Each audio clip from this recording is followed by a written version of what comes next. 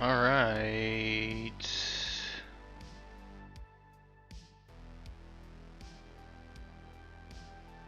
Outer Wilds. Yeah, I don't know what I did. Like now, like I can click into the search bar, I can click the taskbar thing, like, but like when I hover over like a folder, it no longer just like opens that folder like into the submenus. I have to click on it. And then when I like actually click on, oh, it's working now. Okay, I fixed it. It was weird when I was like clicking on stuff, it wasn't like if I clicked on calculator, it wouldn't just open the calculator. It would put like a little icon next to the calculator on the taskbar, and I would have to click that, and then it would say like open. It was really weird. Not sure not sure what happened there, but it appears to have worked itself out, so I don't know. Yeah, I don't know how to actually change like the time format on the taskbar. Like I have to click on the time to see the seconds. Like it doesn't display automatically in like the tray.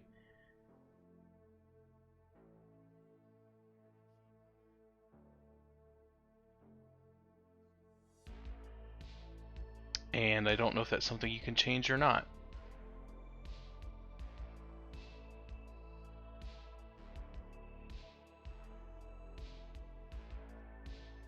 I can set time automatically, set time zone automatically, change date and time manually, synchronize online time, show additional calendars in the taskbar, such as the simplified Chinese lunar calendar or the traditional Chinese lunar calendar. Yeah, I don't see how you can like change the display format, so that's your guess as good as mine, bro. Alright. Let's open up this game. Dude, synthwave music is just like too good. I don't care who knows it. Also, my OBS is all jacked up. Like I told it. Oh, it's like. Here we go. Here we go. Almost had it. Hey, I fixed it. Dude, I'm just fixing all sorts of stuff today.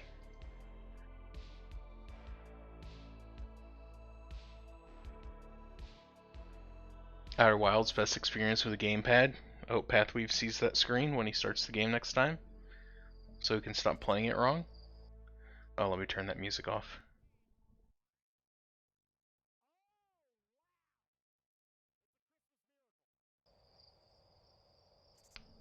Alright.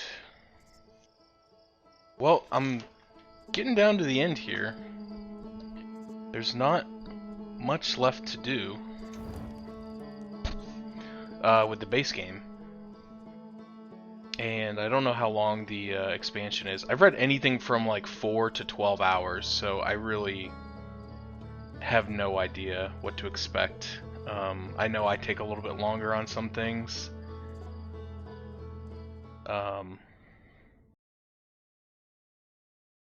But yeah. Actually, I know this is stupid, but I'm gonna sit on the main menu here while I kind of think about what I want to do. I'm looking at my note. Handy dandy notebook. I know all this stuff's in my ship log, but whatever. Okay, so last time, the most recent significant thing that I did is I went to the Black Hole Forge, I think is what it's called, and I read the instructions on how like the warp systems work and how there's like a little variability and how it's like the center of, like they activate when they line up with like the center of the astral bodies, like whatever. I read that they assembled a new warp core, which I need to power the vessel, which I found under much duress, and then wasn't able to do anything because the warp core was damaged. So I have to get this other warp core, They said it was sent to the Ash Twin project, and that's one of the only other things I haven't figured out yet, is how to get to the Ash Twin project itself, which is at the center of the Ash Twin planet, buried under all the sand. There's apparently like a big metal orb, shell, whatever you want to call it, around it to protect it. Though it's really weird, whenever I look at the Ash Twin project projection stones, you can see the stars, which I find strange. Because it's like, how can you see the stars if it's underground? But I know, just after I said that, they got the ore to build it from Timberhearth, from I think parts of the Zero G cave. And for whatever reason, the rocks inside that cave, and maybe it's the metal, kind of look like stars. Like the background right here. So maybe I'm not actually seeing the stars? Maybe it's just the metal they used? I don't know. So anyway, I have to figure out how to get into the Ash Twin project.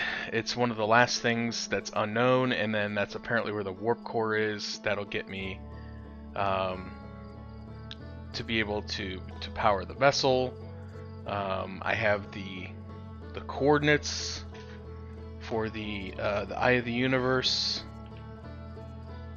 but I couldn't put it into the computer because it was the ship was dead. So that's what I got to do. I got to figure out how to get to the Asheville project, or Asheville, yeah, Asheville, North Carolina, famous for the Asheville project, where they did a bunch of research to figure out if medication therapy management helped state employees with having complications to diabetes and high blood pressure. Very relevant to this game. So what I want to try to do is on the Ash Twin. Yeah, that's why I keep saying it, because I school talked about the Asheville project all the time, like, oh, this is a breakthrough. MTM's going to be the future. You all need to get certified in it, and now nobody will pay for it. So it was a huge waste of time and money. But so I was thinking after last night when I quit, just kind of like lay in bed and think about this game. The Black Hole Forge said that the warp cores were sent to the Ash Twin to build the teleporters and the Ash Twin project itself. And one of the things that has always kind of perplexed me is, why is there a teleporter for the Ash Twin on the Ash Twin? Why would you need to teleport to the planet you're already on? So I feel like I kind of investigated that one time before and didn't really figure out a whole lot. Like, I thought maybe I went to the Ember Tower or something. But that's got to have something to do with it. Because otherwise, like, why would they have a teleporter to the planet that it's on? And so my hypothesis, and sorry, I gotta fix my stupid chat window. Also, hey Chronic, what's up, man? My hypothesis is that teleporter might have something to do with how to get inside. So I skipped a little bit of time because the teleporter tower is buried under the sand, and I know that I had to burn about 3.5 minutes to be able to access the sun. The sun station. Oh, my classic flight control lock-on button not working. To teleport to the sun station, I had to wait about 3.5 minutes for the sand to drain off the planet so that I could actually get to it. So as far as the ship log goes, I only have three things left as question marks, and then I have one thing that is incomplete. So the 3 question marks are the sorry, trying to fly and talk at the same time. The 3 question marks I have are the, this is fine, the Ash Twin project, and it's a question mark because I have as of yet figured out how to get inside the actual Ash Twin project. And then the quantum moon.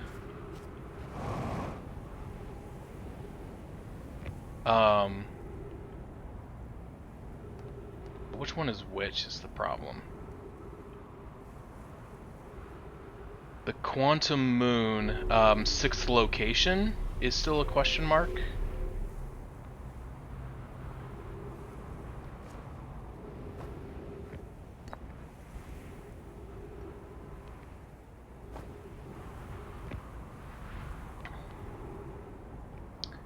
And then there's like one other thing related to the quantum moon, I think. It might be like visit the center of the universe or something. Oh, waiting to see if I'm about to get covered up in sand here.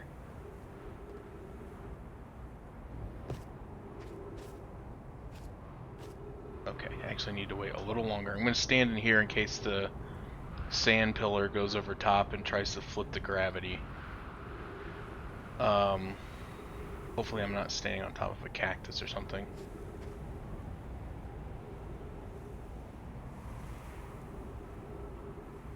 So I'm trying to figure out how to get into the Ash Twin, because I know that I have to get into the Ash Twin to be able to get the warp core.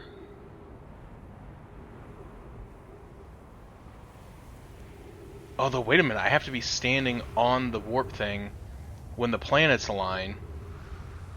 So I need to be standing on it when the sand is going.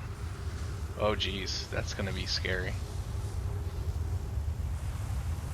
Because it said that the warp cores have to line up with the center of... Oh, well, nope, okay, well, screw me, I guess. Alright, we're just gonna reset. It said that the warps have to be lined up with the center of the celestial body.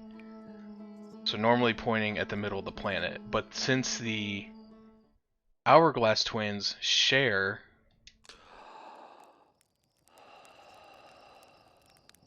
apparently a center, it said it was in between the two, right in the middle. So I figured that would mean you have to be standing on the thing right when the...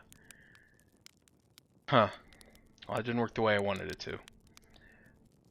I'll take a quick peek so you can see exactly what I have left, but I think that's really about it.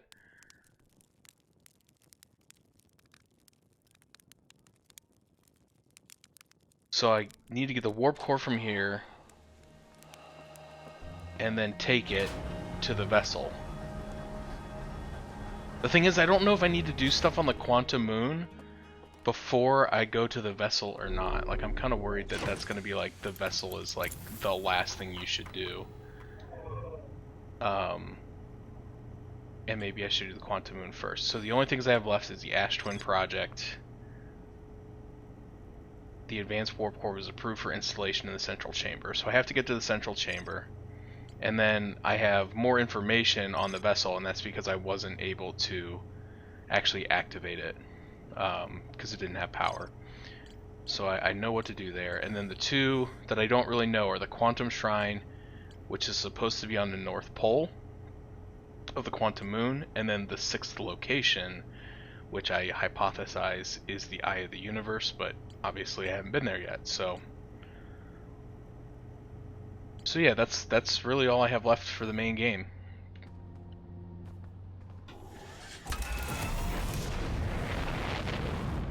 So we'll try again here.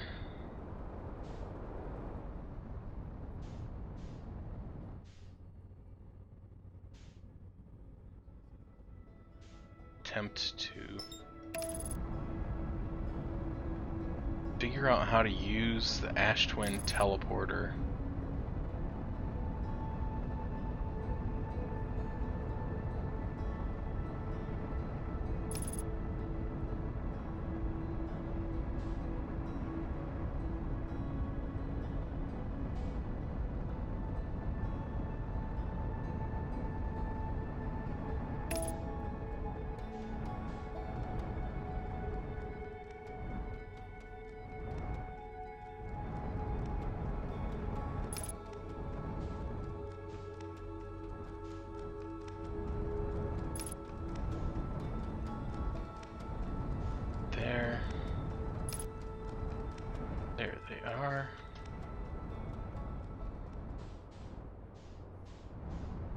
little bit off the side so I don't get swept up in the sandstorm. Wait for it to pass.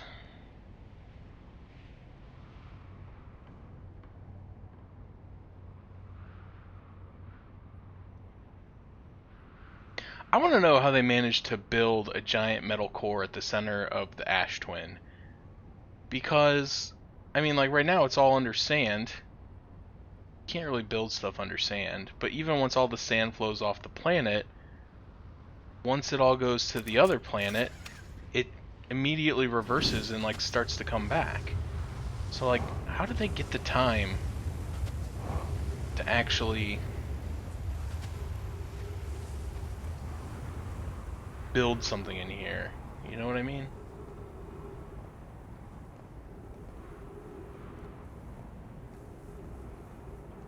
Alright, apparently I can't get down there yet. So if I have to restart again, I'll maybe wait for 4 minutes.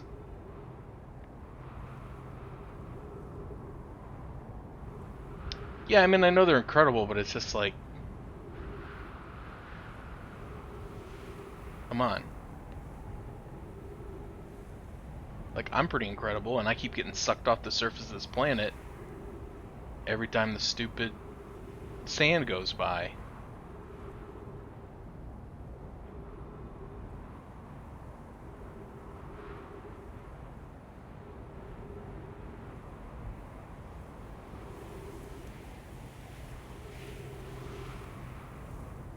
The weird thing is, though, like, reading all the logs and stuff, like, it sounds like the whole existence of the Nomai in the solar system from, like, start to finish was only, like, 20 minutes. And that they like, got here, built all this stuff, lived, and all died in, like, a period of 20 minutes. Like, it just... crazy to me. Because, like, it's describing events,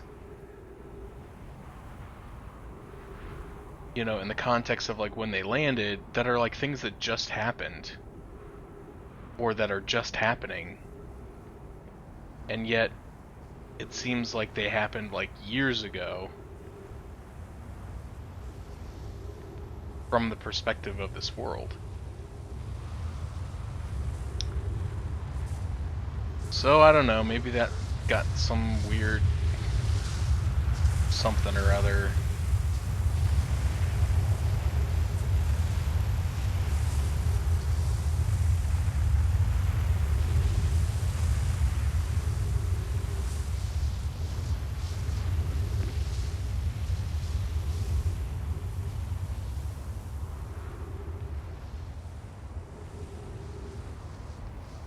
Oh, which one do I need to be standing on?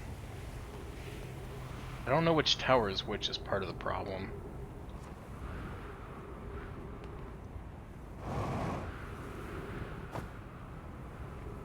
Scroll will tell me.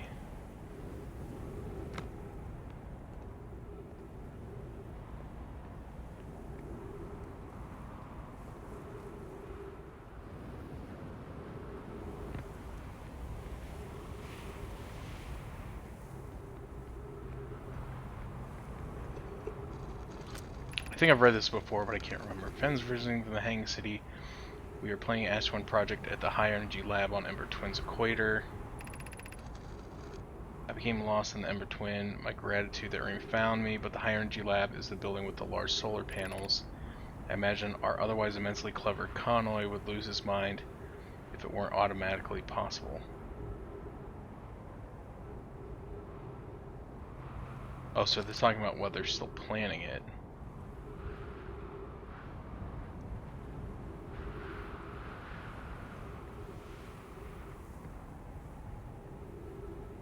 Guess I'll wait in here and see what happens.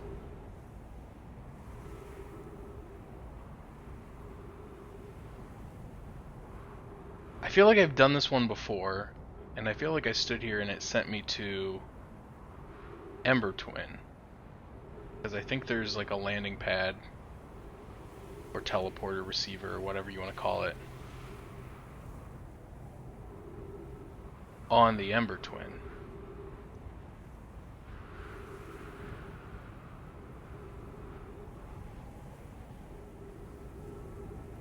but I can't remember if I was over here or over there.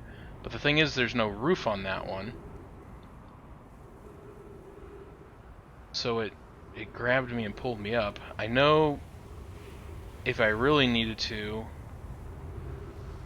I could wait until all the sand has drained from the planet. Then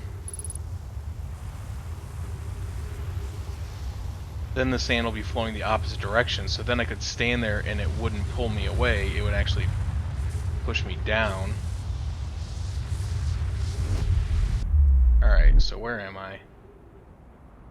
I'm on Ember Twin. Okay, so that's the wrong... It's the wrong teleporter.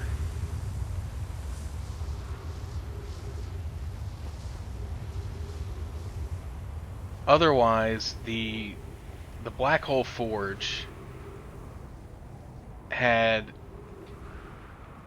an informatic, whatever you want to call it, wall scroll or whatever, that said there's like a 5% deviation, or a 5-degree deviation on like when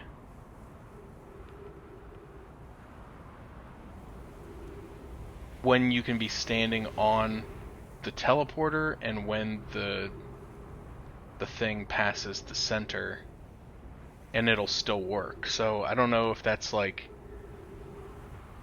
I feel like I was standing on it, but maybe I wasn't. Hey, there's Quantum Moon. Like maybe you either need to be standing on it right before or right after the sand passes over, and then it'll teleport you, but it won't grab you. But I don't know, man. This is the last thing I got to figure out, and I know it's not very exciting because I'm just standing here staring out a window, but I don't really have any other leads on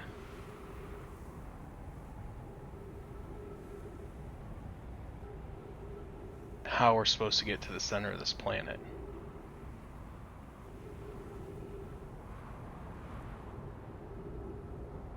My ship's way down there. Probably going to run out of air right before or as the teleport happens, which is typical. Maybe if my dude wasn't breathing so heavy. Alright, here we go.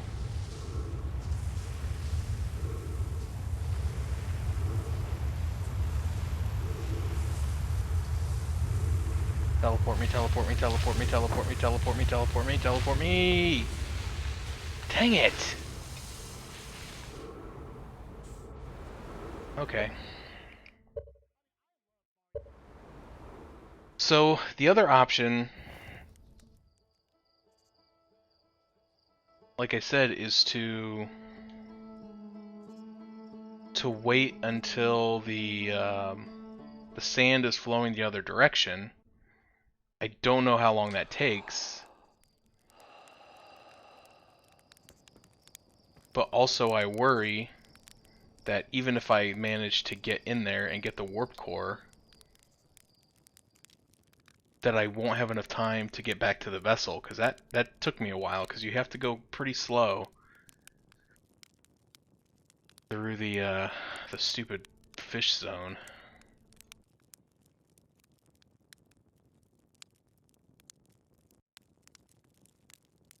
So I don't know, unless I'm doing something wrong.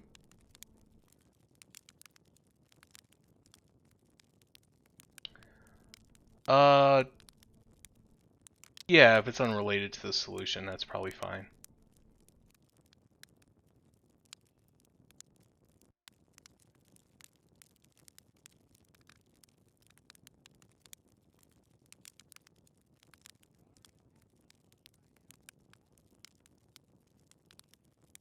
Do the other unknowns first. Okay. Well, since I've already burned so much time, I'm going to at least test my theory and see if it works, to where if I wait until all the sand drains off, if I can at least use the teleporter. And then I can at least go into the Ash Twin project and look around, and like if there's any reading and stuff in there that I need to do. I can do all that, and then know that that's a way that I can get in there. And then if it doesn't work, then I'll do that. Actually, I don't mind that hint, because I'm kind of wondering, because I know it's possible to technically, you know, quote unquote, beat the game without doing everything, because it's really about just completing the last event. You know what I mean? Like, in theory, if you knew what that was from the beginning of the game, you could just go do it.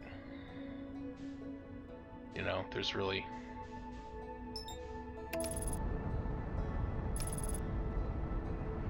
Okay, that's weird. It's got like a...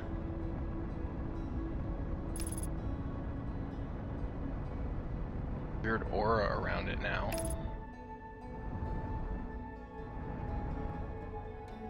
But it looks like the sand is still going the other way.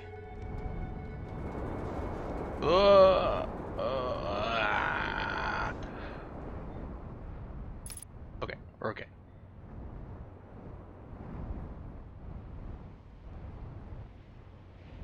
But it's pretty low.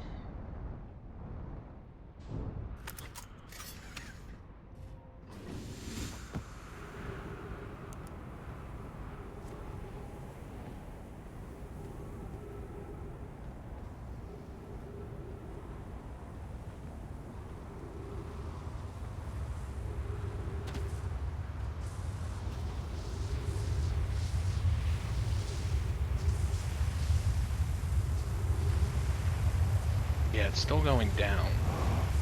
And I burned 11 minutes, and it's still going down. Yeah, there's no way that's the solution, because, like,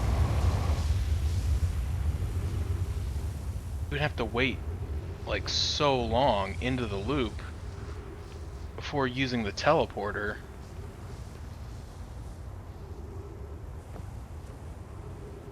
That even by the time you got the core,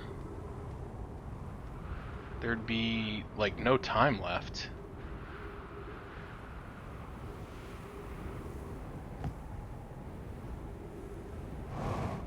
Kind of poking around. I've never been down here.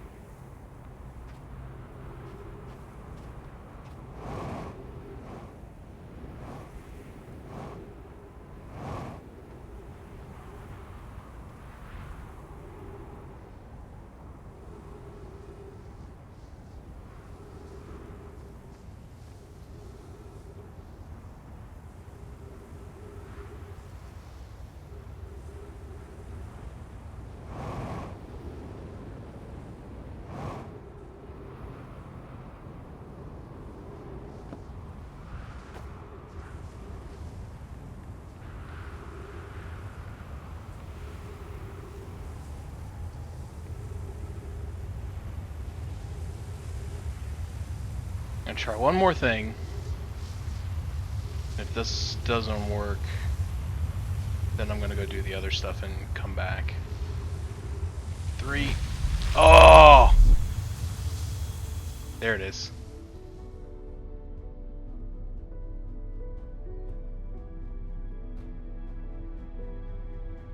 Wow, this is trippy as balls.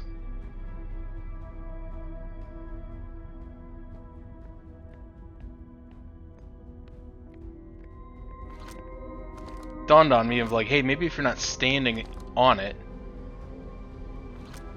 when it happens.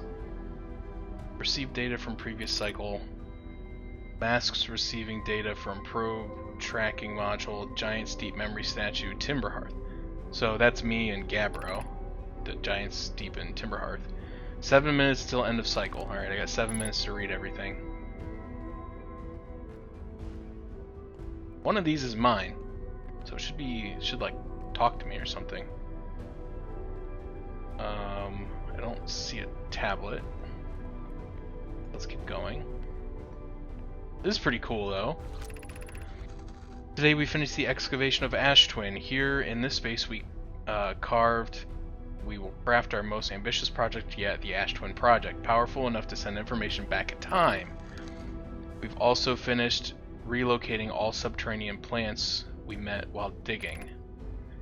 We'll need to keep our eye on how significantly we've altered the environment here. How far we've come since our experiment at the High Energy Lab, I still can hardly believe Raimi's hypothesis was true. Poke just sent the warp core for the final tower to us from Black Hole Forge. Now Ash Twin can be connected to Giant Steep, where Cassava is working with Avens to craft the orbital probe cannon, and where Phlox is sculpting the memory statues. Hypothesis: it was not by accident the core of our warp tower was the last to be forged. Hypothesis: the cores could have been forged faster if Cassava had interrupted my work less frequently to ask for updates. The important point is we're all connected through Ash Twin now, and also that I'm no longer needed for mediating your disagreements. Our friends on Giant Steep tested the orbital probe cannon today. Malo tells me the cannon is doing well, that Avens advocates for more launch power. If anyone can coax the maximum power from a device, Avens can. But then if anyone can goad a device into exploding, that too is likely Avens. Perhaps I should check in with the orbital probe cannon crew in the interest of safety. It would help to remind Avens that Malo, his love, will be one of the Nomai aboard the cannon, or is Malo part of the problem? Phlox and Daz finished the memory statues today, and they are truly remarkable.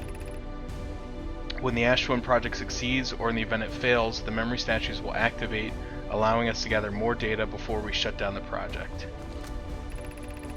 Pi and Ida have worked hard on the Sun Station, and at last is complete. If everything goes as planned, the structure will prompt the Sun's explosion, which will in turn supply the power the Ash Twin project requires. I'm impressed by their mental fortitude. This was the project's most difficult task. We're nearly ready to activate the Ash Twin project. Here's what will happen. First, the Sun Station will receive the order to fire at the Sun, prompting it to explode. Using the energy from the resulting supernova, the Ash Twin project will send the order from the orbital probe cannon to fire back in time by 22 minutes. Exactly 22 minutes after these orders are received, the Sun Station will again trigger the supernova to send the probe data from this cannon launch back in time. In total, each cycle created by the Ash Twin project will last precisely 22 minutes. We can end this cycle at will. These words are difficult to write. The Sun Station did not work. Suppose we redesign the Sun Station. To generate power of that magnitude, a supernova is still our only viable option. I believe we can still find a way to create a supernova, my friend. Don't lose hope. This is easier expressed than accomplished. You can wait for the Sun to explode on its natural timeline if you prefer, Ida, but you'll need to find some way to halt our aging process. However, this is the closest we've been. The Ash Twin project is theoretically sound. We were only able to power it. We were only unable to power it. Perhaps there is another way. We are halting our research into creating a supernova for this moment. A comet has newly arrived in the solar system. We're anxious to explore it. It's been a very long time since we last explored somewhere new, so we're excited to welcome this comet. Imagine what knowledge might be gained there.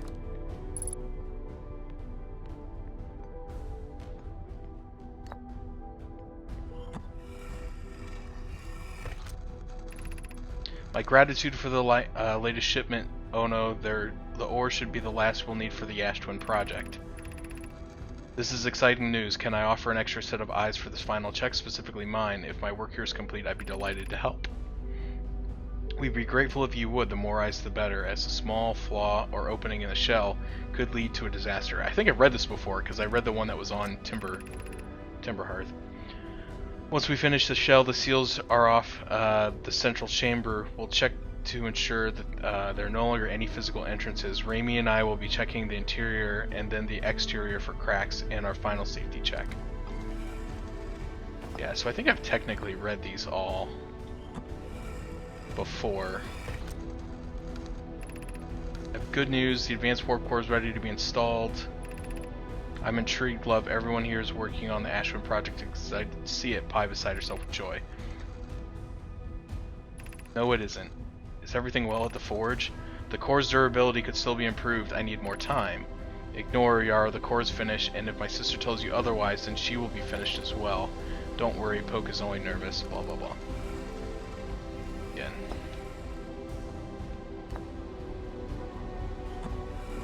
Yeah, this is like how the people here communicated with everyone from the other planets. I've installed the masks inside the Ashwin project flocks. They look beautiful, although I do feel as though I'm being observed. It's comforting to know the statues will not pair until the project succeeds. Otherwise, I imagine the experience will be hard to endure. Ideally, they'll only need to activate once the project succeeds. As a safety measure, however, the statues will also activate in the event of equipment failure. They will? Why is that? If anything goes wrong with the Ashwin project, the statues and their masks will make us aware of the situation and enable us to fix it. Otherwise, it would be possible for us to remain permanently unaware of the problem. I hadn't thought of that. What a profoundly horrific fate.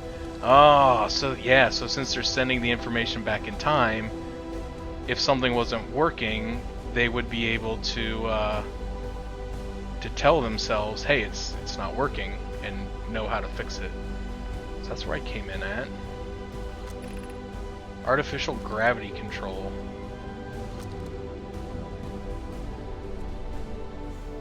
Oh, balls. I think I turned the gravity off.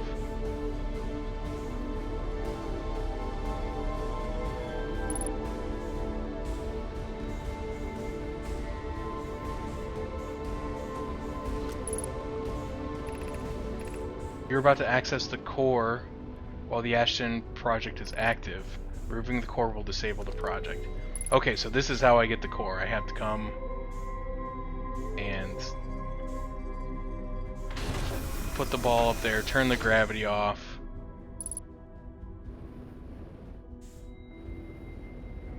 And then I can grab the core. Alright, I'm just doing this so I know how to do it in the future.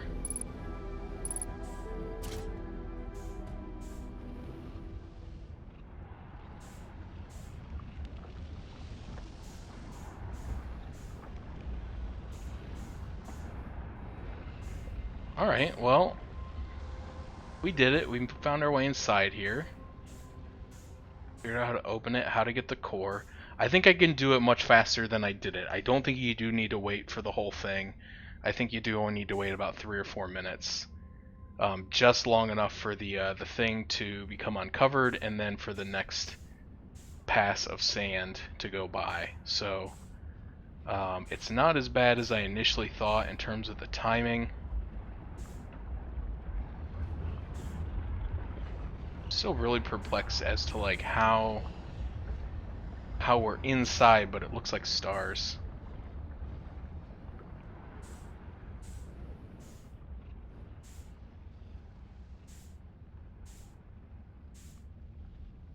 Oh, see, it is. It's what I said.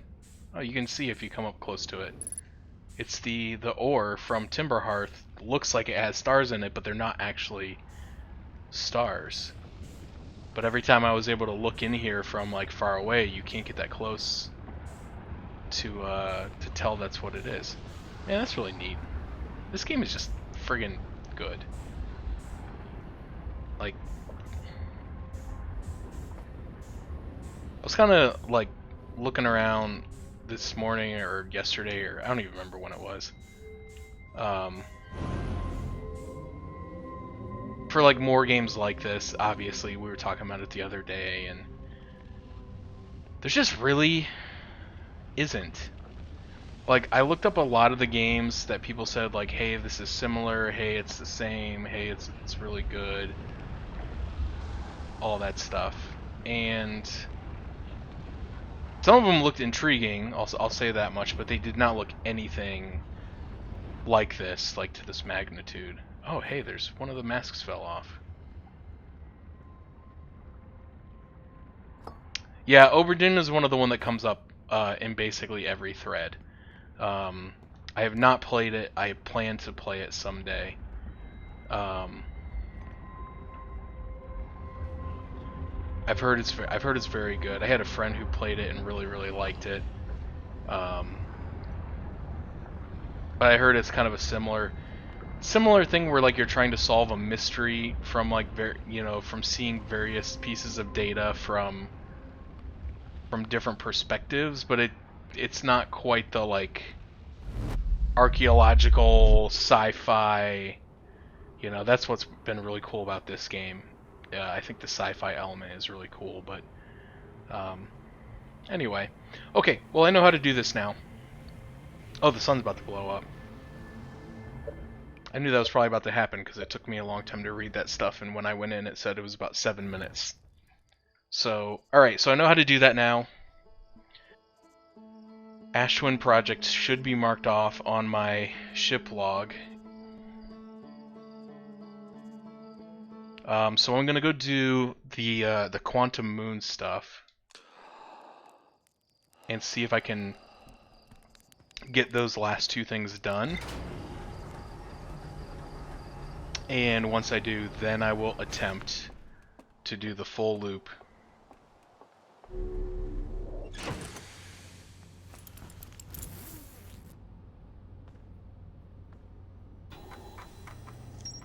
Hey, there we go. Yeah, so like I'd been thinking about it for a while, and like I was thinking like, oh, maybe you need to wait for the whole thing to drain, but it says there's no doors, there's no way to get in. Like I assume that had to remain true.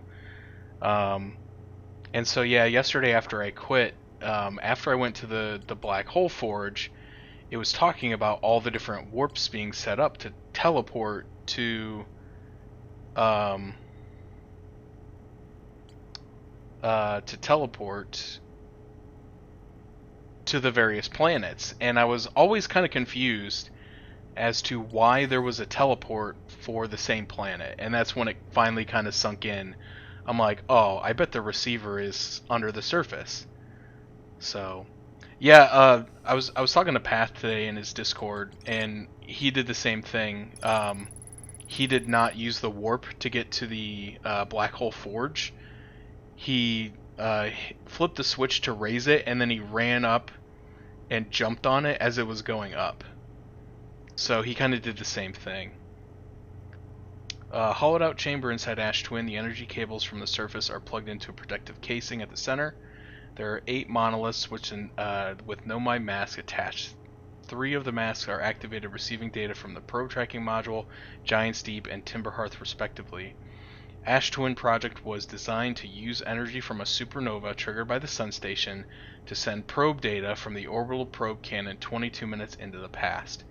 The Sun Station did not work, although the Ash Twin Project was theoretically sound, and the Nomai were unable to power it. There is an advanced warp core inside the protective casing at the center of the planet. Removing the core will disable the Ash Twin Project. I thought about doing it because, like, when I went to the Hanging City, that was one of the first things I did. Is because it's like the level you come in on, is the Meltwater District. And so one of the first things I did was find that switch and raise the forge. And then I was like, man, did that send it to the surface or what did it do? And I never really figured it out. And then I just went somewhere else. Like I got on a tangent and I started exploring something else. And then I was just like, I went somewhere completely different and just started tugging on threads, and I never came back to it. So it wasn't until after I learned about the teleporters on Ash Twin, because the first one I tried to go into was the one that would send me to the Black Hole Forge, and it puts you in the center of that little like spiral design that has like walls around it, and so normally whenever I would warp myself somewhere like on Brutal Hollow, I would just try to jump over those walls and like jetpack out, because it was faster than walking around. But if you do that, because that teleporter is bolted onto the ceiling, and you're being held on by like the special gravity floor, as soon as you jump and try to jetpack, you flip upside down and then fall, and then you land in the black hole. So I tried that like twice, and I'm like, all right, forget this. I'm going somewhere else. Um,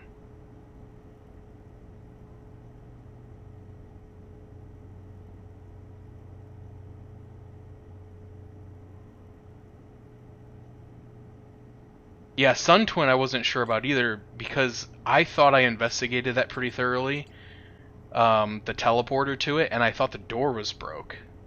Well, the door was broke, the door that was connected to the bridge, and I thought I checked the door through the back, um, which I did. That's right, I did go through the door in the back, but the cactuses were all in the way, and I couldn't figure out how to get through there. And then yesterday I just happened to be like, oh hey, I can just walk it if I go in early enough because the sand is still here. So it's been, I've had a lot of those moments where it's just like, just because of timing, I was able to figure something out basically by mistake.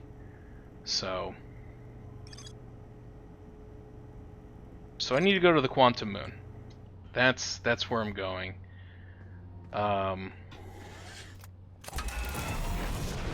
Hopefully I can find it. I've had a little trouble in the past, but I know the basics. You know, you find it on the map, then you try to look at it and not look away. Okay, it doesn't seem to be here right now,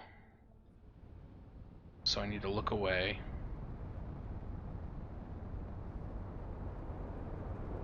But that's, you know, that's the interesting thing about this game, is just like depending on the order that you do stuff in, the way that you figure stuff out is just very, very different. Because if you know something that someone else didn't know, or you did something in a different order, like, you know, I went to Brittle Hollow first, and I did almost that whole planet before I did anything else. And, oh, there it is, there it is, there it is.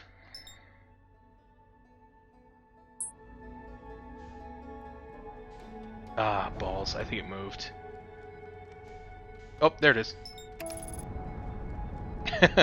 It moved closer. That was nice of it. Okay, so I need to shoot a scout at it. Wait till we get a little closer, just so I get a better picture of it.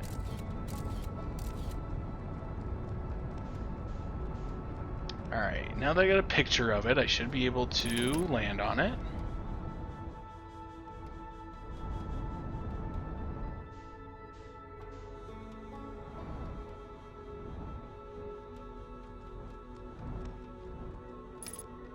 Whoa, coming in hot.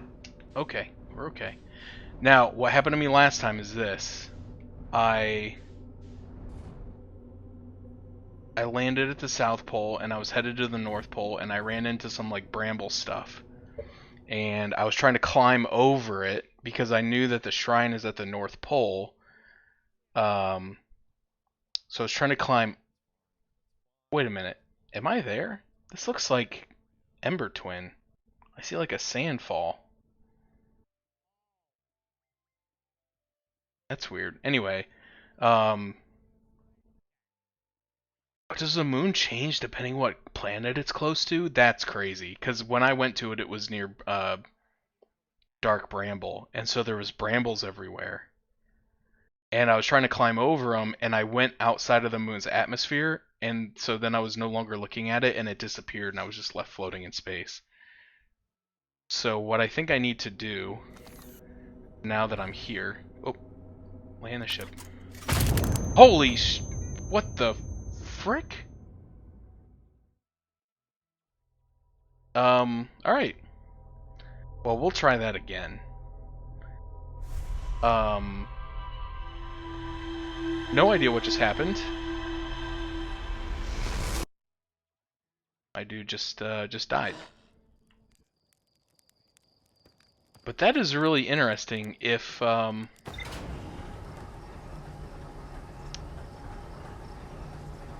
quantum moon's surface changes depending on which which planet it's orbiting. That's actually kind of cool, but it was not cool in the sense that apparently whatever planet I was on just instantly killed me.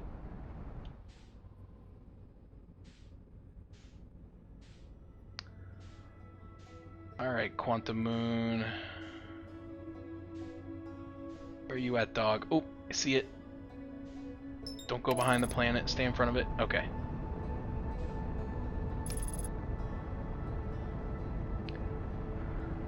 Alright. Well, that was weird, but we're back in the club.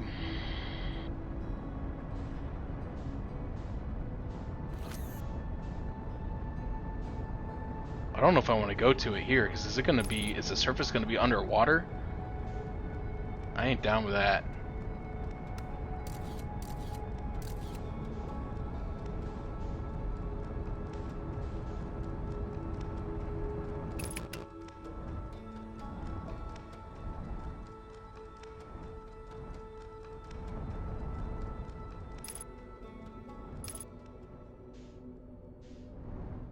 Dude, it totally is different.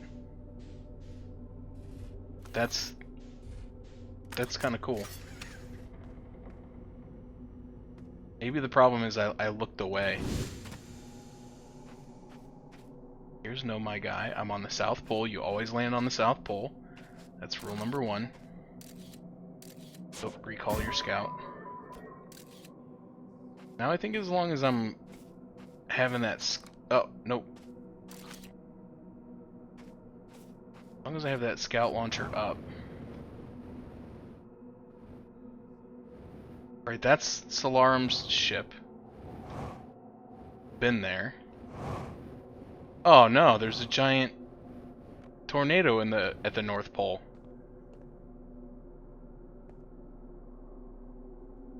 I don't like this. I don't like this at all. Okay, well since I have the probe on the planet, it's oh, but it sends me back to the South Pole. Oh, well, I guess they weren't kidding when they said you always land at the South Pole. I wonder if you can't access it when it's here, or if you have to go under.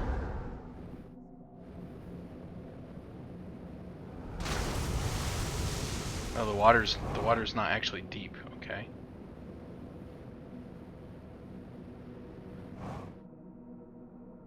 Yeah, I wonder if it's just like... I wonder if each planet has like a unique thing that like tries to keep you out. What is this? It's not where I left my ship.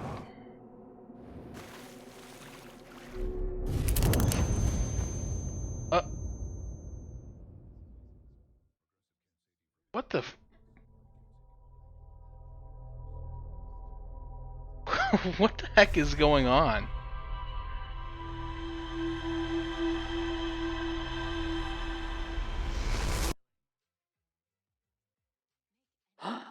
I'm... Oh, it was right there, and I blinked and it disappeared. I'm really confused right now, like...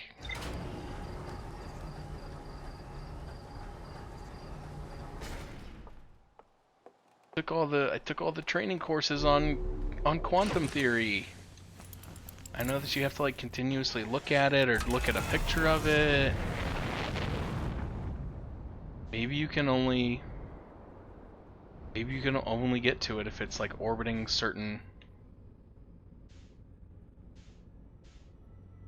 planets. Maybe the other ones just don't work. So I don't want it to be here, so I'm gonna look away. Now it's gone. It's not on the twins. Not on...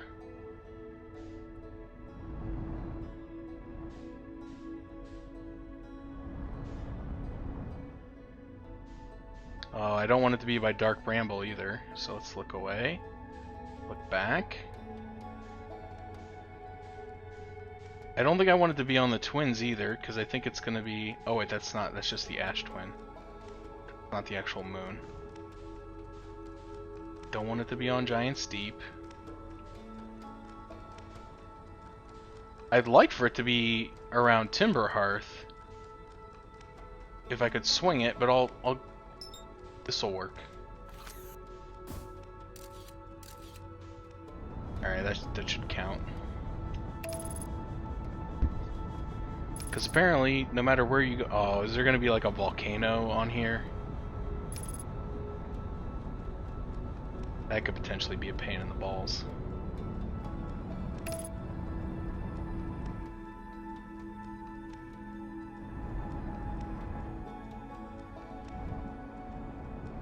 Okay.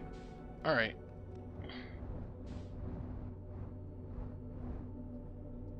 Oh no, no, no, no. Don't leave. Oh, it can't move because I still have the thing on my... So as long as I'm in my ship, because this is the mistake I made. Because, so here's the thing about that though. So like I have it up and it's on my screen right now. But if you get up and leave the cockpit, that screen stays on the ship. So what I did was I got out of the ship and I was walking around the surface and then I left the atmosphere and then the planet or the moon disappeared because I wasn't in the ship, so I wasn't looking at the picture anymore. So you have to be a little bit cautious, I think.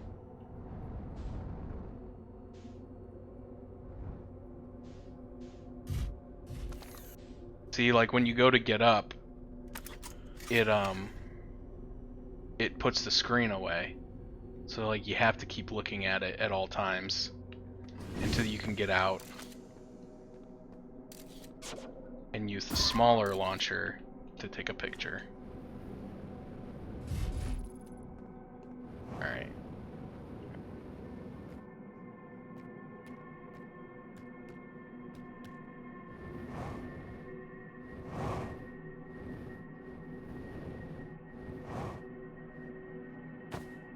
This thing though, I don't know.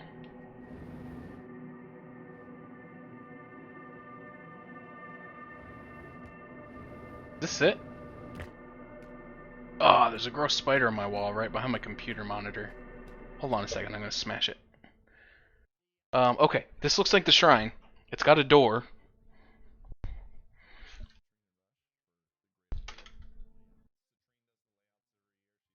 Yeah.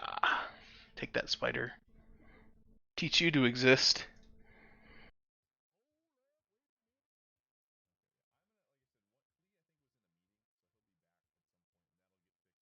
He put the scout on the ship and took a picture. Yeah, that's. I mean, hey, man. If it works, it works. All right.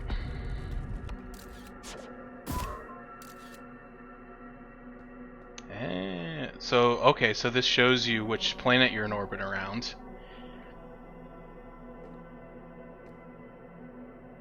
Oh, so I bet if I don't look,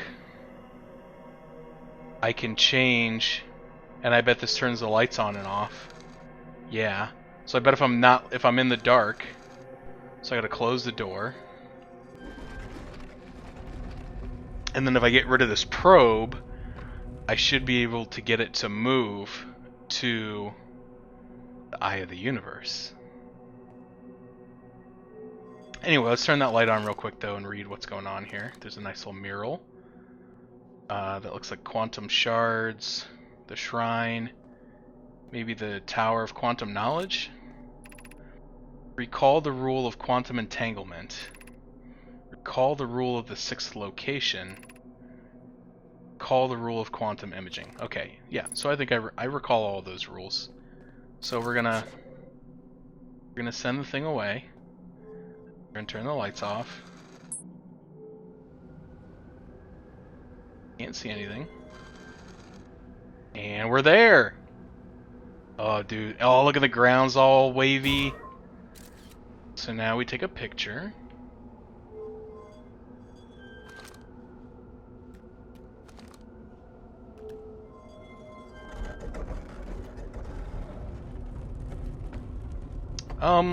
Okay. This looks problematic, though.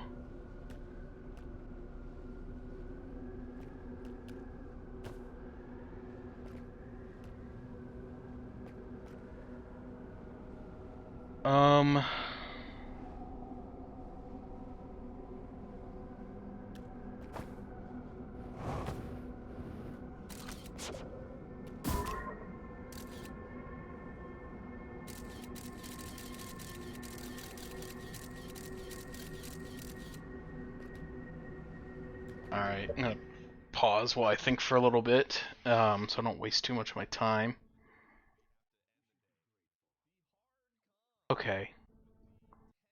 So I'm here, I'm at the eye of the universe, I can't get out the door.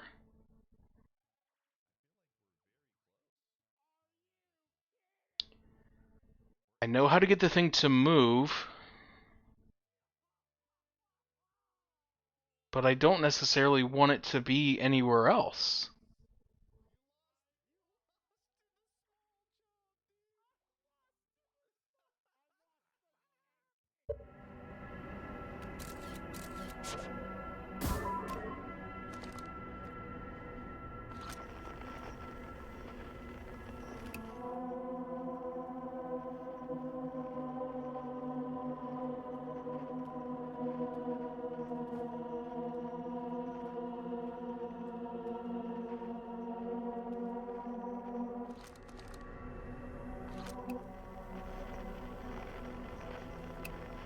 But maybe I could get like a frequency or something. I mean, it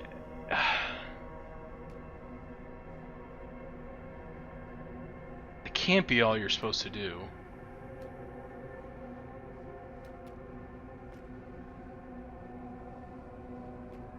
Right?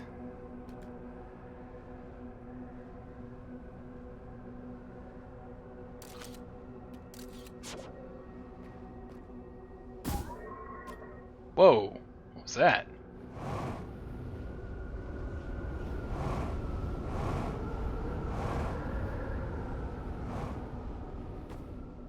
What the heck?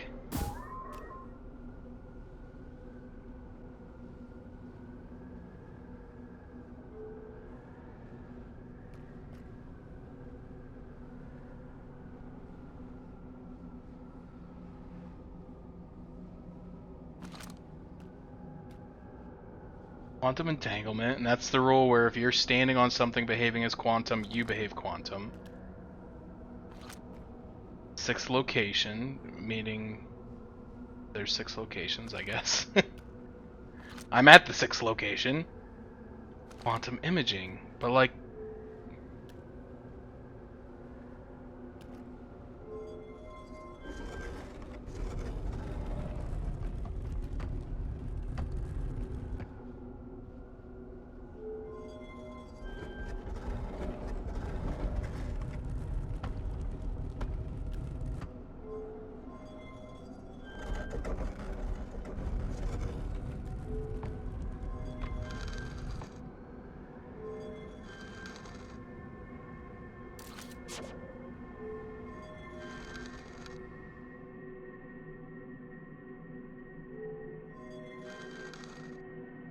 So now I'm at Giant's Deep, so if I open the door here, it'll be tornado.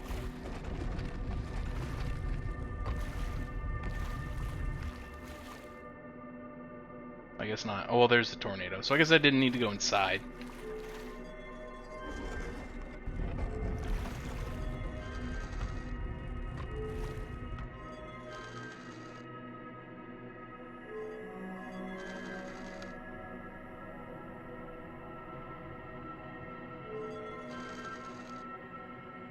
I'm at the Ash Twin.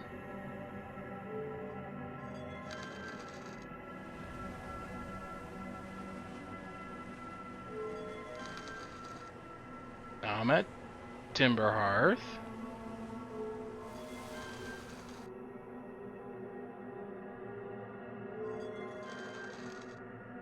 Now I'm at the Bramble.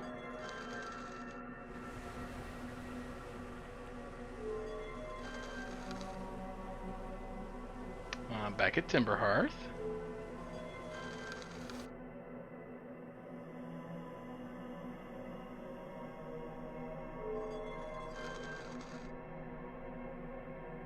Back at Giant Steep. Now it's never going to take me back there. Brittle Hollow. Oh, now I'm back. You can tell by the floor.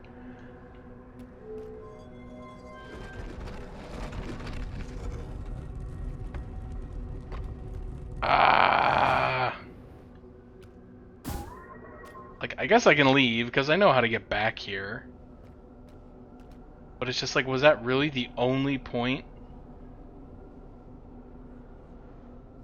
in coming here? Was to see what the floor is made out of and that there's giant rock all around it?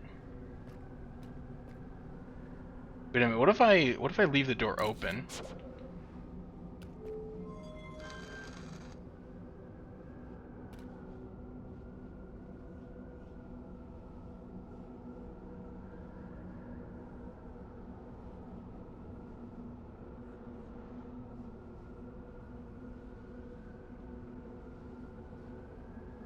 Okay, it's not doing anything.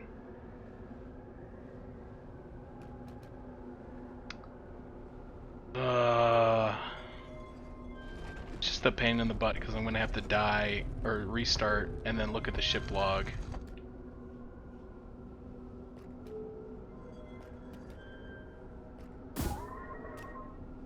I'm still weirded out by that. Like something wonky is going up with the gravity up here.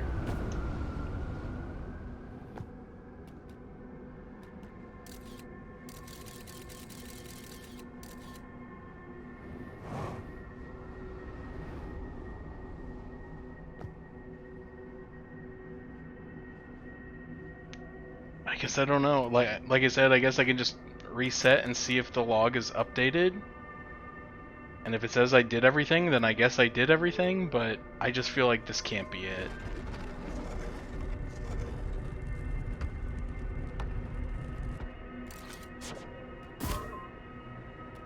See, that's like...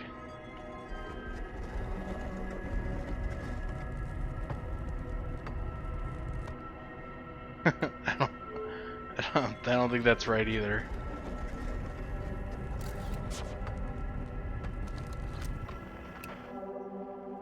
Like, I can tell that I'm on the quantum moon because of the quantum fluctuation.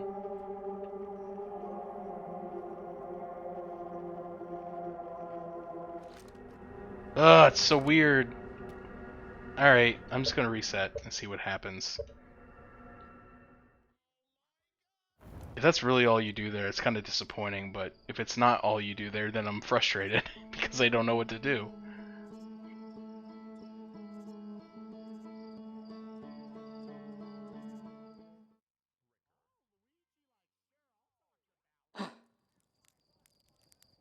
Like, what else could I do? Like...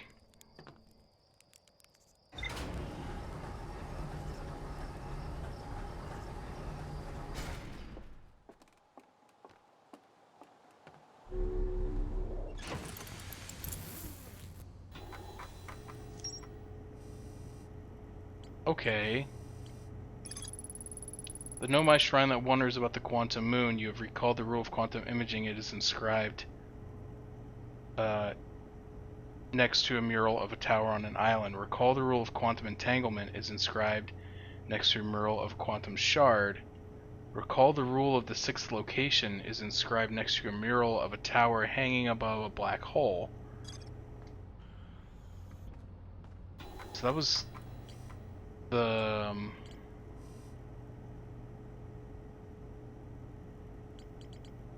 Tower of Quantum Knowledge. The Nomai built a shrine on the quantum moon to aid in the pilgrimage to a sixth location. Remember the final rule. To explore the sixth location, the shrine must be on the moon's north pole. The pilgrimage to the quantum moon was a deeply significant journey for the Nomai. Oops. After the two groups of Nomai stranded on Ember Twin and Burrow Hollow were reunited, it became their united goal to find and visit the quantum moon. So... was the shrine... Oh, is the problem that the shrine wasn't on the North Pole?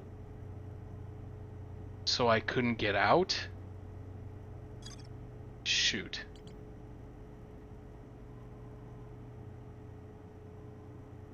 So that means it probably has to be at a specific location, though, because everywhere I've gone, there's been something obstructing the North Pole.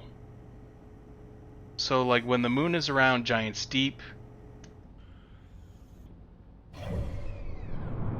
there's a big tornado at the North Pole.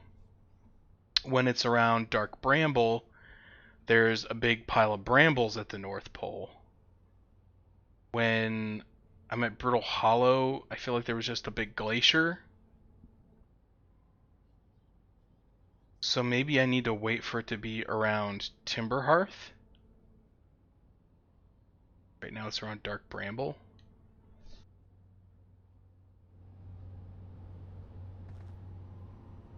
This is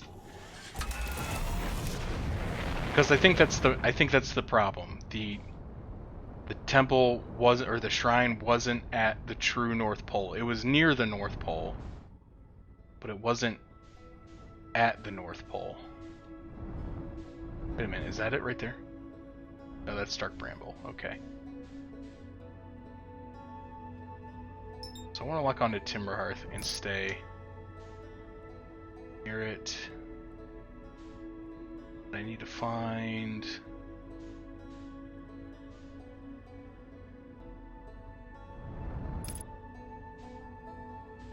Oh, well, no wait, that's Addle Rock.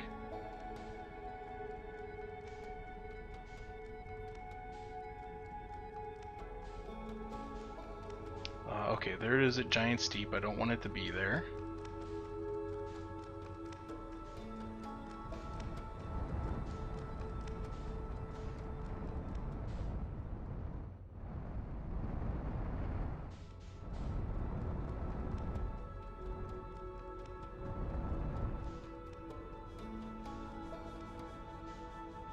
Giant Steep again. I don't want it to be there. Stop being there.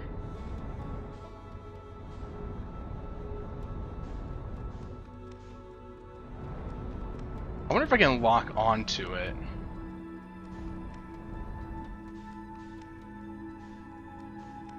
And then look around to try to get it to, like, jump around. So it's... Okay, wait. Okay, I think this is counting as Timberhearth. It's hard to tell because it's very close to both, but... Okay. Try again.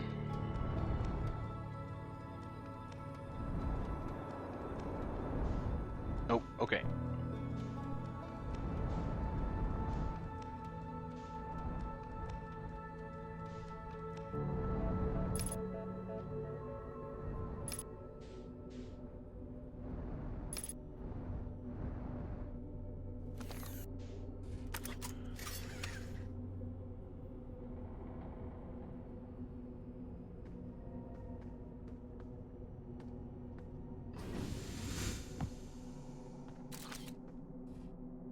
Alright, we got a picture of the planet.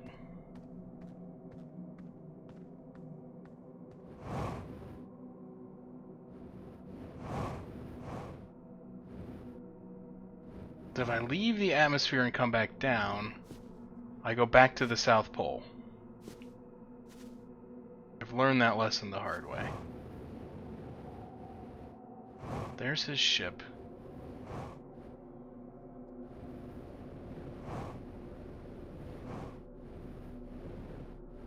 My ship.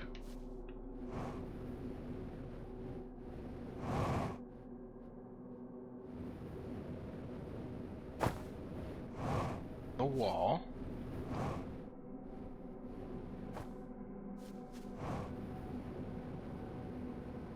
I don't even see the shrine here this time. Oh, there's an opening down here. I can't fit through it.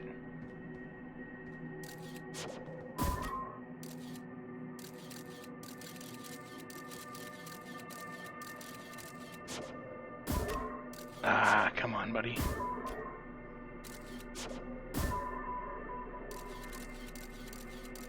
I don't know if that's meant to be... Wait. Is that it?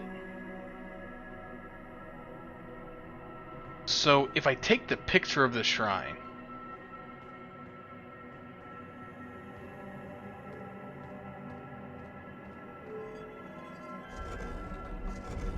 at the North Pole...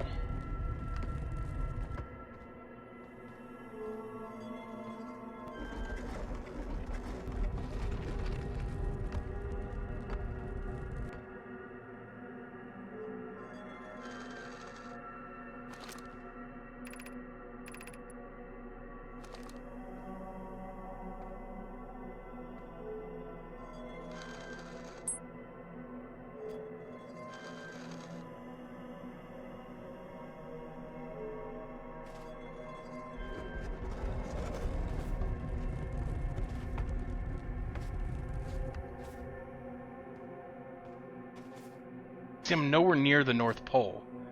So how do I get...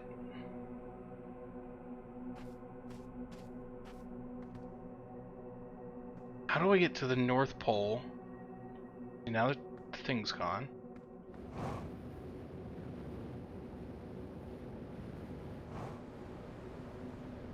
Oh no. Okay, well that's a mistake. Okay. It's been about an hour and a half. I need to take a break and get a drink and go to the bathroom. So, we'll do that, and then we'll get back to it. Thanks for hanging out.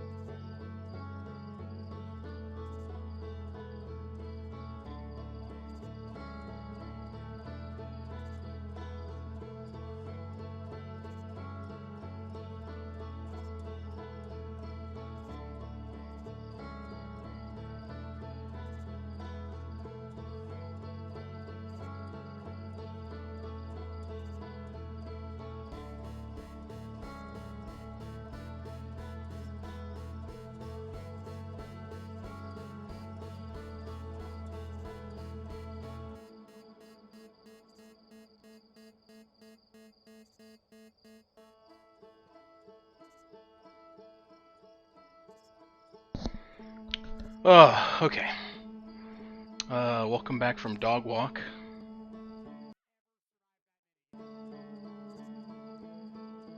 Alright, so.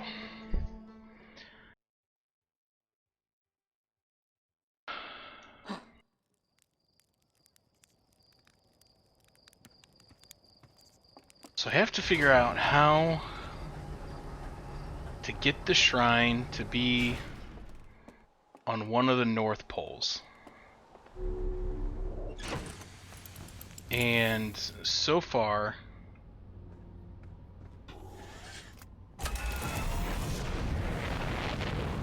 I have landed there when it is around Timberhearth, Brutal Hollow, Giant Steep, and the Dark Bramble. So that's 4 out of 6 locations. Now the 6th is the Eye of the Universe, so I can't go there, so that's 5. So I think I need to try to land on it when it's around the Twins. Oh, hey. Perfect. Ah, oh, dang it. Please. Please. Stupid. Lock on. Because I think I need to find one of the versions of the Quantum Moon where I can actually land and get to the North Pole. Because I think that's my problem, is like all of them, the North Pole is blocked. So I can't even get there. But I think once I'm there, then it's just a matter of like trying to get the shrine to appear. Which I'm assuming is kind of like getting the moon to appear, which is just like looking and not looking in different locations until it's there or not there. Alright, so as we know, always land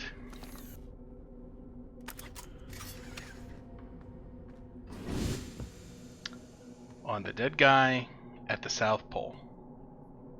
So there's the shrine, but it's not on the North Pole. So I don't want to go in it.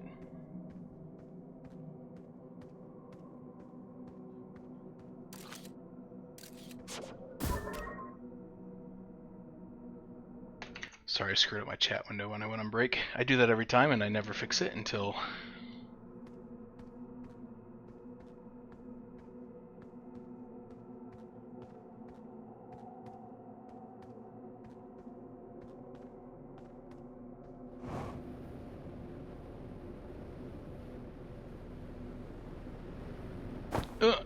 okay. Well, this is Solanum's ship. I don't know if there's anything helpful in here.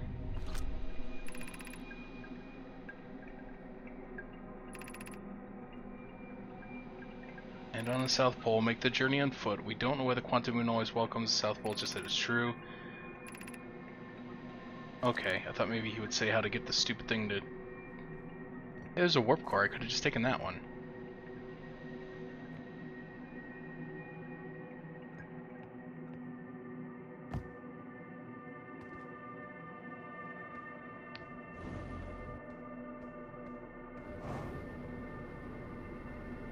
Oh, hey, look, it's a shrine. But we're not on the North Pole. How do I get to the freaking North Pole? Because if I leave the atmosphere to try to go over the cliff face, then it drops me back at the South Pole.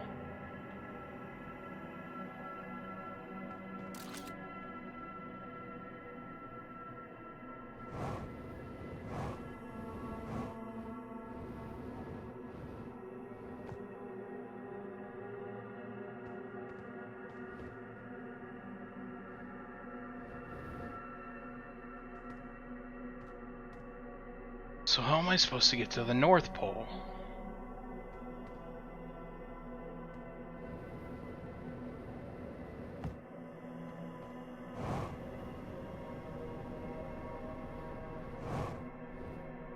Unless there's maybe like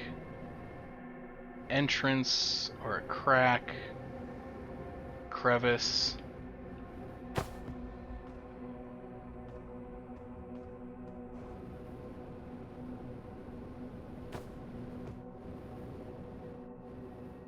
Oh wait, what is that? This is a bridge?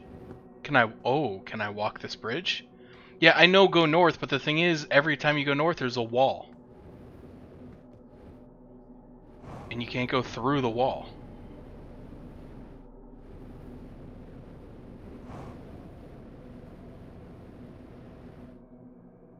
And then, like, if you do something like this, where you go above the atmosphere of the planet, and then come back down, usually drops you.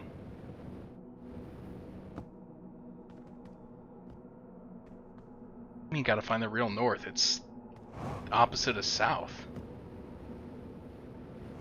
We're on the South Pole, so any direction should be north.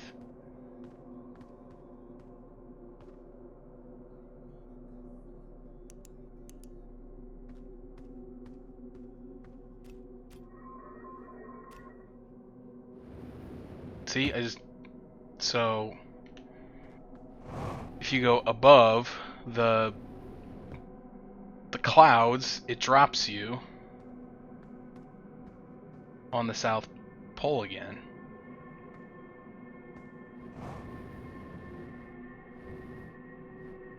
There's also been this weird thing where it moves my ship, and if I try to get back in it after it's been moved, it just instantly kills me, which is, I mean, while hilarious, not very helpful.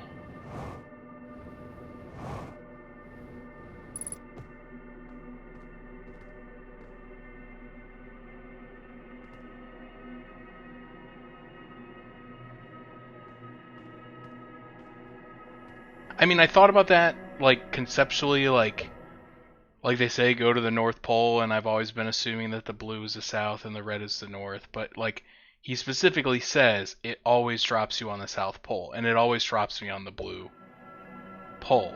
So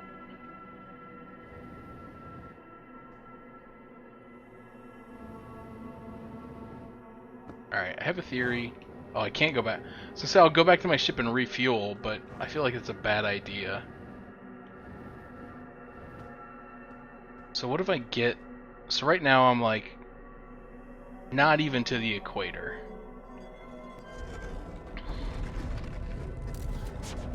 What if I get in it and start moving it around?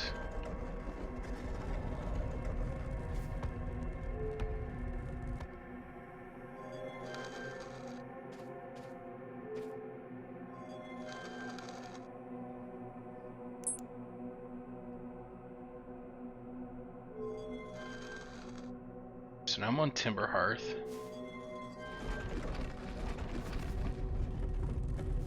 See, I'm still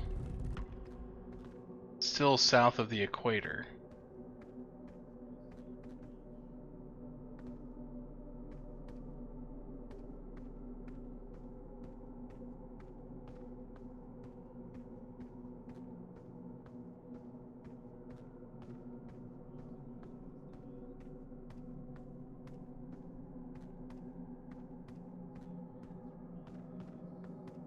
And there doesn't appear a way to get out of here. And now the shrine's gone.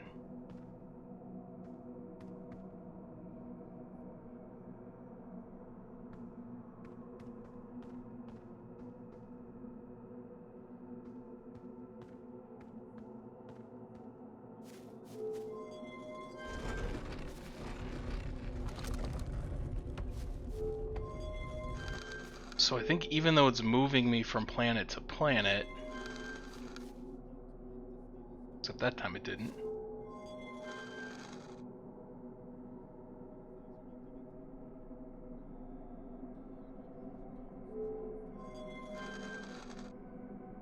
So now I'm at Giant's Deep.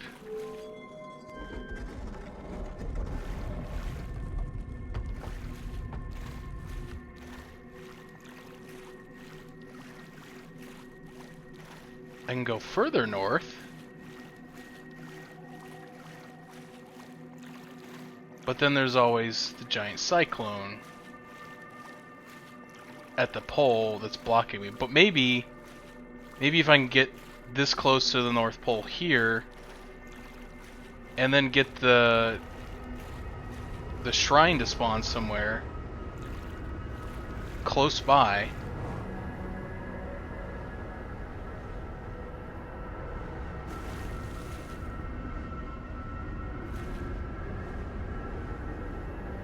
There's a ship. If I can get this shrine to spawn... Oh, there it is. Maybe now I can go to another planet and I'll be outside. So maybe you just kind of have to keep jumping around until you land in an area of a planet that will then allow you to get to the North Pole. So here I can't. There's a giant glacier blocking the North Pole. Ah, son of a... Now the shrine's gone.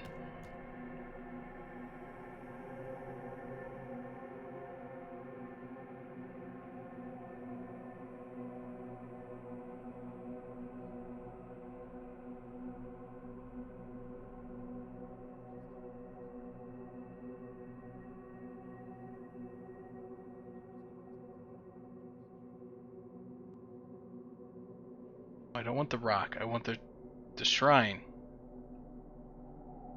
Thank you. Okay, so not Brittle Hollow.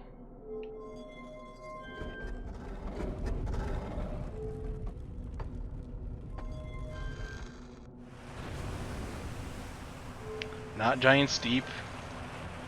Oh, wait, this is Timber Hearth. Okay.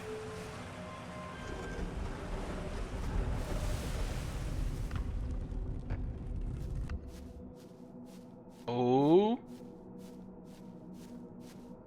Oh. Alright, here's the North Pole.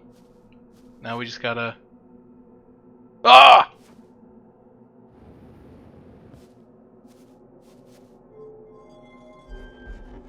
Okay. Now, if I get it to go to the 6th location...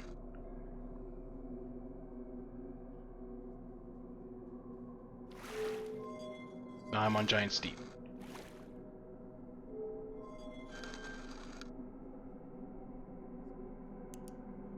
I am on Brittle Hollow. Oh, now I'm there. Okay, okay, okay. Also, I just learned that little trick where you can just use the flashlight instead of having to turn the lights on and off. Oh! Yo! Okay. Now, don't go anywhere, planet. I want to explore you.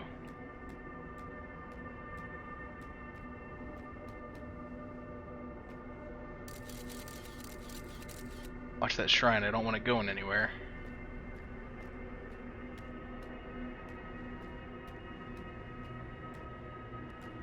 Oh. Game just lagged. Is something happening?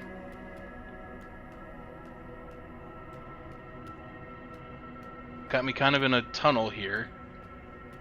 Assuming I'm just supposed to keep walking straight.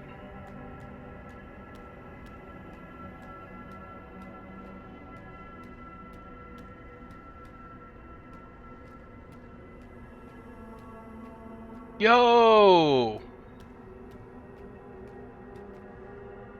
It's Solanum!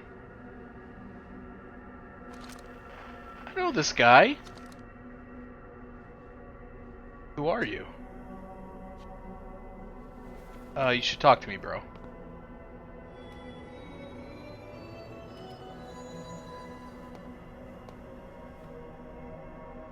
What does that mean? What does that mean? What does that mean?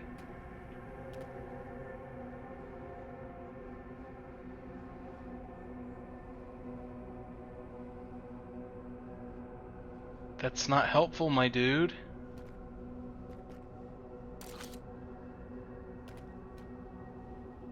Oh, pick up me stone. What the? Oh. Pick up identity stone. Explain stone. Quantum Moonstone. Pick up U Stone.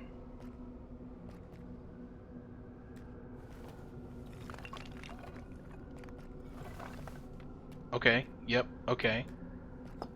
So, explain.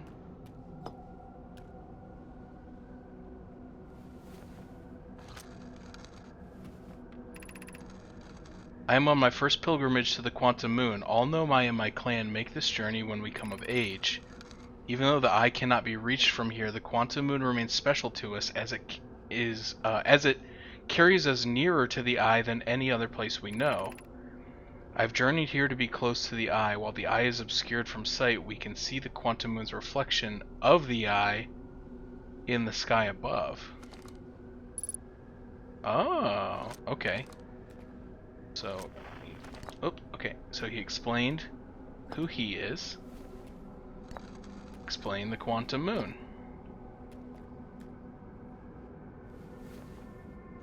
Dude, this is really cool how they do this. I always kind of wondered.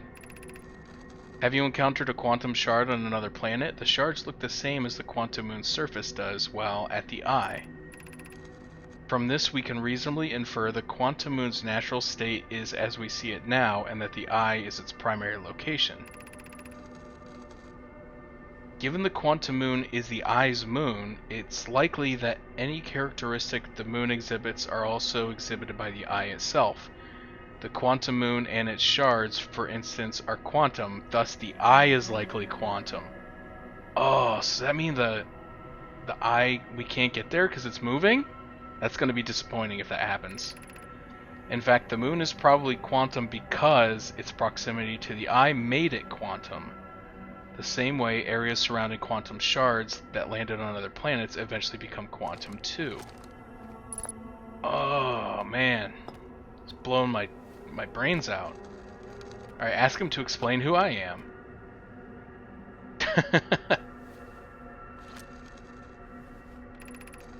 I imagine your purpose here is the same as mine, to learn about and to find the eye of the universe.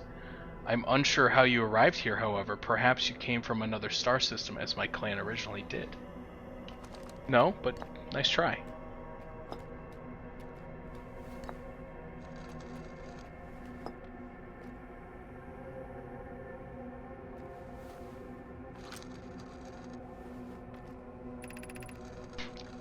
There's fundamental uncertainty throughout the universe. Normally, this uncertainty is only observable on a very small scale. As one approaches the eye, however, that uncertainty grows enormously. The Quantum Moon probably exhibits macroscopic quantum behavior because of its proximity to the eye. Shards that broke off of the Quantum Moon have a similar effect, as I imagine you've seen elsewhere in the star system. Conscious observation forces a quantum object to collapse to a single possibility, but what would happen if a conscious observer somehow entered the eye itself? Over time, this has become my clan's greatest question. Oh, dude, this is good. I like this good lore dump right here. Okay, so now identify.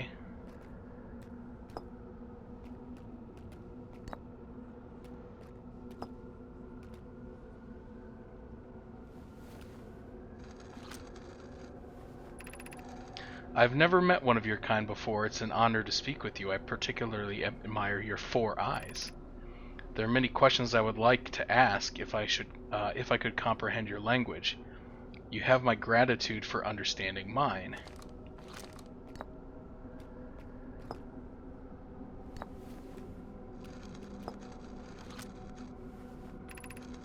This is the Quantum Moon where we both are standing.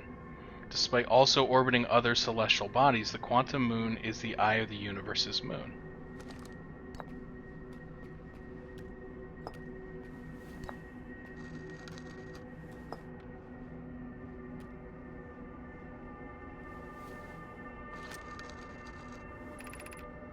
I am Solanum, a Nomai. My clan arrived in this star system before my birth, and we now call it home. These are a little less interesting. I probably should have done these first.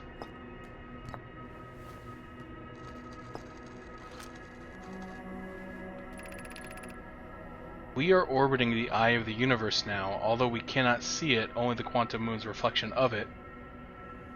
The eye is older than the universe itself, and my clan believes it dwells in an extremely distant orbit around this star system.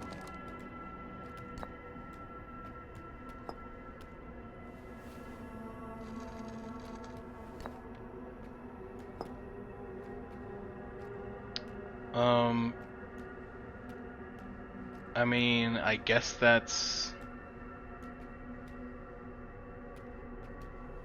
all I can do here. There's no extra.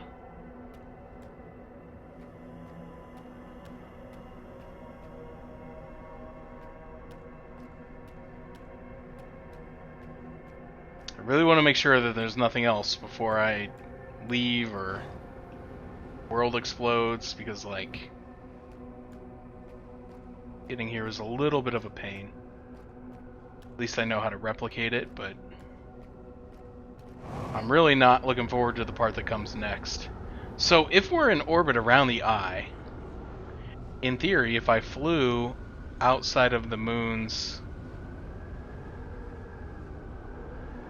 gravity right now, it would dump me in space at the eye of the universe.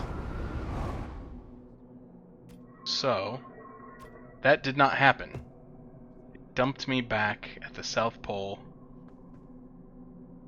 Okay, so apparently you can't do that. Alright, well, that was very educational. I enjoyed that very much so. I am really hoping that my ship's log says it's complete.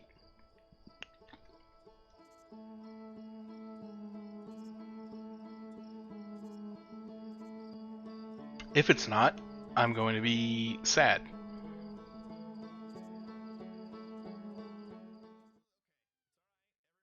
But if it is, then I really only have one thing left to do, and that is to go to the vessel, install the new warp core,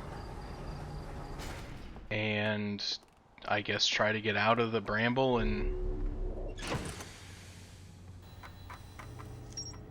Hey, I did it! I met a nomai named Solanum at the South Pole. The quantum moon is the eye of the universe's moon. At this location, the quantum moon becomes a reflection of the eye itself. The eye is likely the source of all macroscopic quantum phenomena in the solar system. Solanum wonders what would happen if a conscious observer were to enter the eye. Well, I'm going to do that. Actually, not going to do that yet. I forgot that I need to pass some time, because I have to wait for the tower to become unburied enough that I can at least see the floor.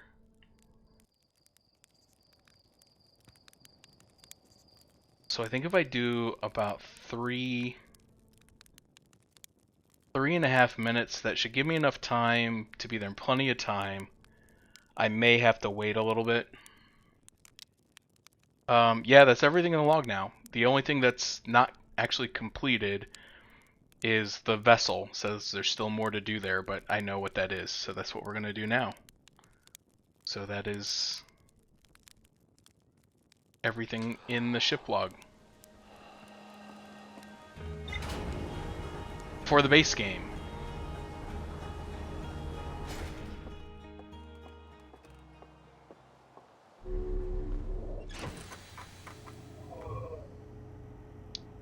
At least, as far as I know, there's no more question marks.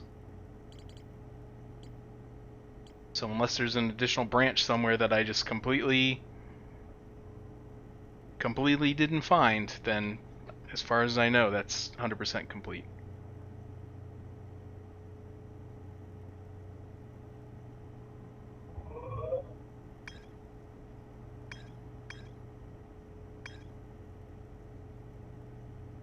I mean, I think it's...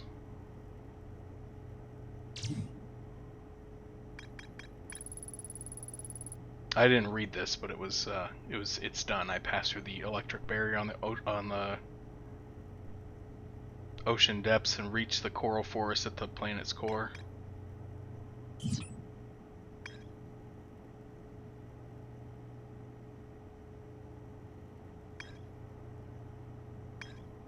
I guess I never went to Hollow's Lantern, but I kind of assumed since it was a volcano that can't land there? Alright, well, you know what? I'm not gonna have someone say that I didn't finish it.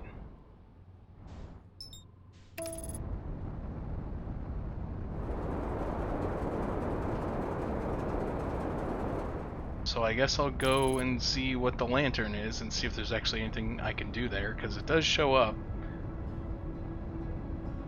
But I find it interesting that it didn't show as, like, missing on any of my,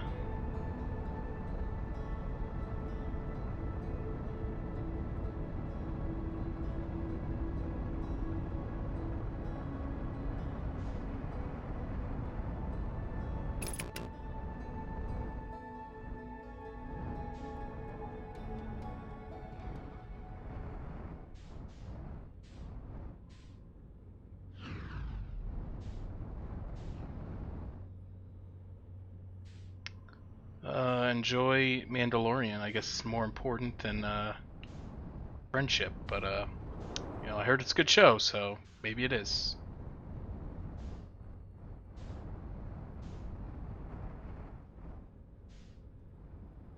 I'm not gonna watch it until the season's over. I never do. I hate waiting for weekly episodes.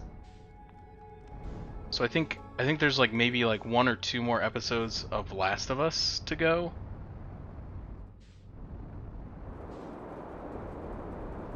So I'll probably start that soon because I'll probably watch like 1 episode a day. And then by the time I get through all the episodes, the last one should be out. And I really don't see much going on here.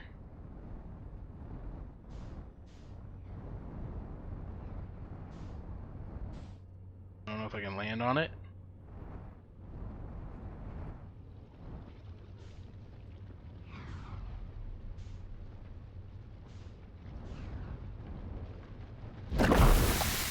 Nope.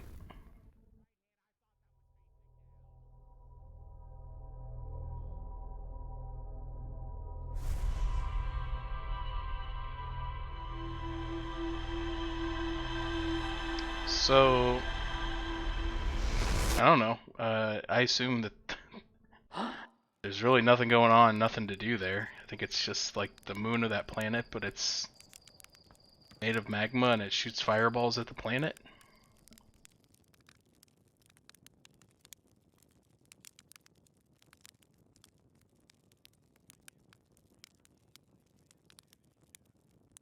I wish this was like Half-Life or something where it would just let you pick how long you wanted to wait, like just clock it in.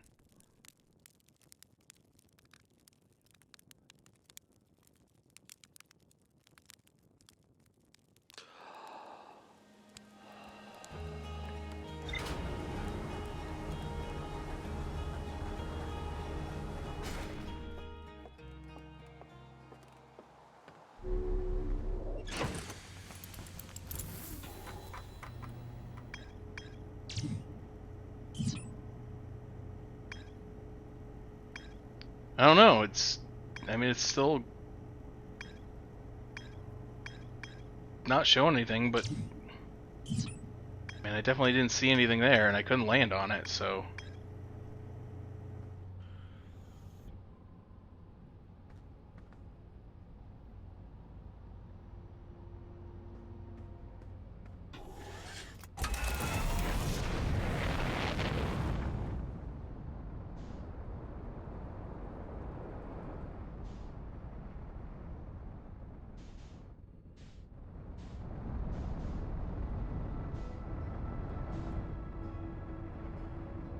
Why would it even show up, though? That's what's driving me nuts.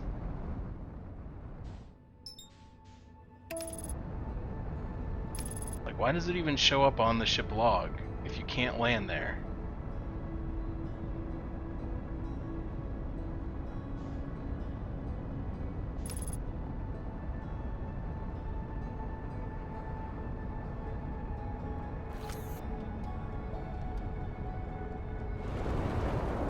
Whoopsie daisy.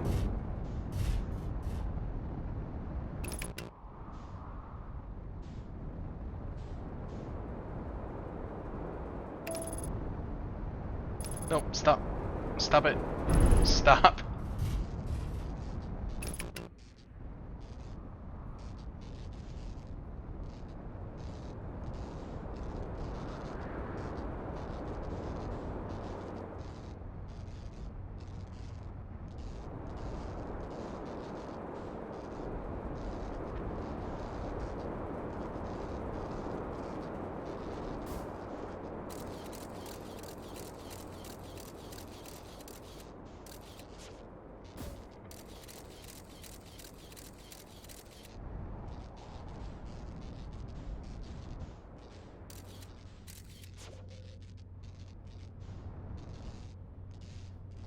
Oh, whoa. Hold on. Hold on. I saw something in there. I saw something in there.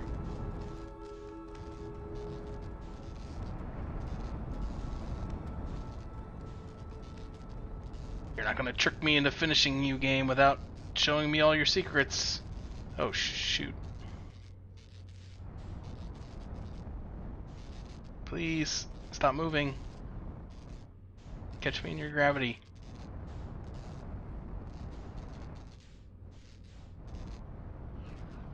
There we go.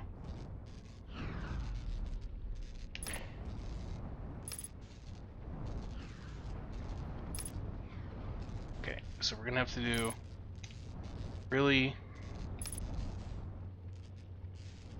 advanced maneuver. Oh. Oh. Oh no. Advanced maneuvers. Alright, we did it. We landed. Advanced maneuvers. Don't land in the lava. Don't land in the lava. Don't land in the lava. Don't. Okay. Oh, okay. Well, there's this thing. And there's, oh, son of a... It's over there. Alright, we'll wait for it to, erupt again.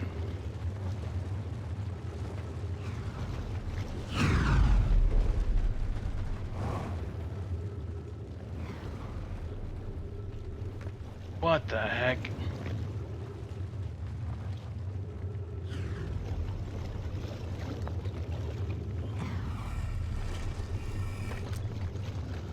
How come none of the other stones talked about the hollow lantern then?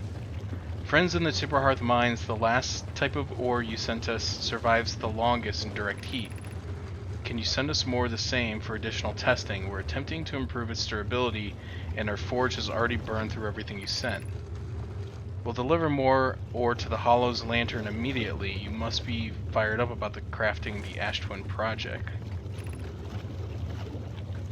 Yes, the idea of an encasement that's supernova-proof. Supernova-proof? However briefly, has kindled my curiosity. My gratitude, I imagine, will also have an updated estimate soon of how much ore is needed to seal off the Ash Twin. Will it be more than we initially thought? It will be significantly more. The smallest cracker opening in the protective shell would destroy everything. That's interesting because I went to Timberhearth and I don't think there was a projection stone, or I must have missed it, for Hollow Lantern. I've never seen it on any of the things before either.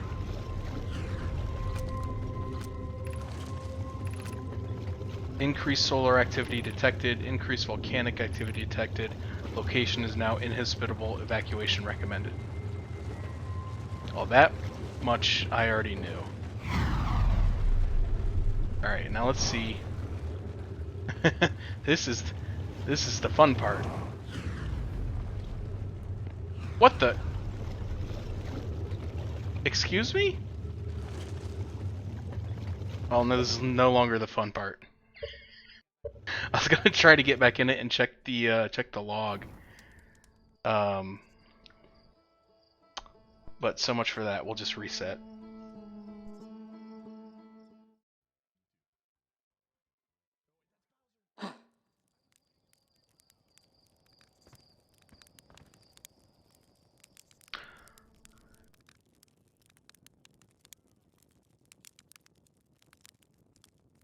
So nothing there that really impacted progress. I think that's one of those things I probably easily could have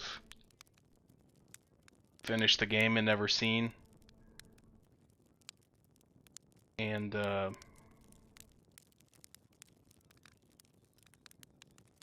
like there was nothing there that told me anything I like drastically needed to know. But it was interesting.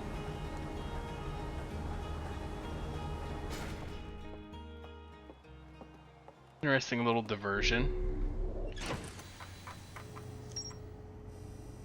Yeah, okay. Ore samples from Nomai mines on Timber Hearth sent to the volcano for durability testing. The Nomai were trying to craft a briefly supernova-proof shell to encase the Ash Twin project. Even the smallest are crack. Blah blah blah. Alright. Whoop. And now it shows up. Alright, so we're off to Ash Twin. Yeah, the mines was another one that I kind of just like stumbled into by accident. I don't even remember exactly how that came about. But I remember being really surprised. I was like, how did I never see this before? I think it was when, eventually I went to the radio station's satellite. It's like a little red dot on the map, and it was one of the first things that I noticed before I even got to my ship in the game. When I was in the observatory and you can look at the solar system map, there was this little red dot that was like outside the solar system. And I was always just like, what is that? Why is that there? Is it important? Blah, blah, blah. And so I finally decided to just go out there. And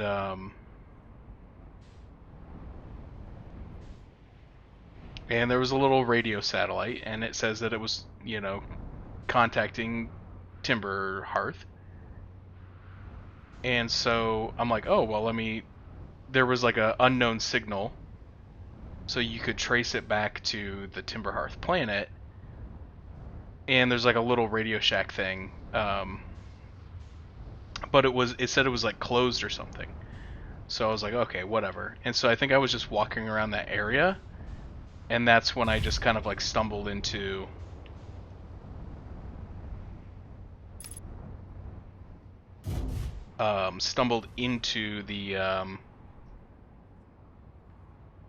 the mines. So then obviously I found everything that was in there. But like I said, it was weird because I went to the mines and like I looked at all the stuff, and I don't remember there being a projection stone or a communication stone for the Hollow Lantern. So that's why I was a little bit confused as to like, because normally if it's something where they're talking between each other, there's stones on both sides. So I'm not sure if I just missed it, or if there isn't one, in which case I'd be interested to know why there isn't. But anyway, what's done is done. So I need to wait for this to get uncovered. Oh, put your suit on. Haven't done that since the beginning of the game.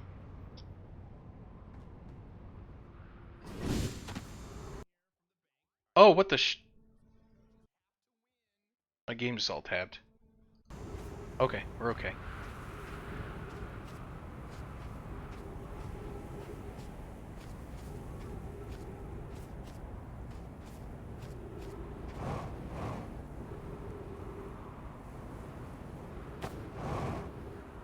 Alright, so I think the sand is coming, and it's almost drained from here.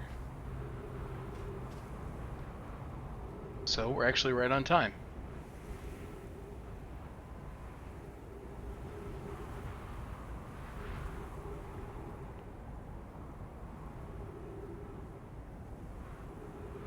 So we're going to go in here, we're going to get the core, then we're going to get out as quick as we can, get back to our ship, and friggin' go to stupid anglerfish country again.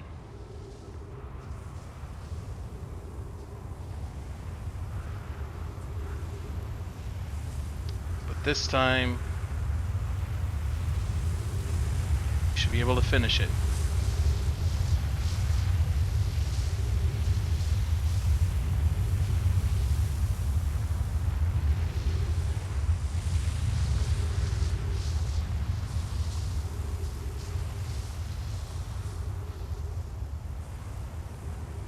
Hello?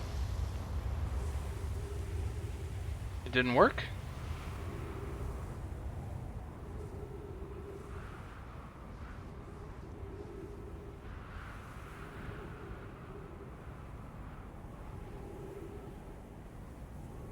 What the heck? That should have worked.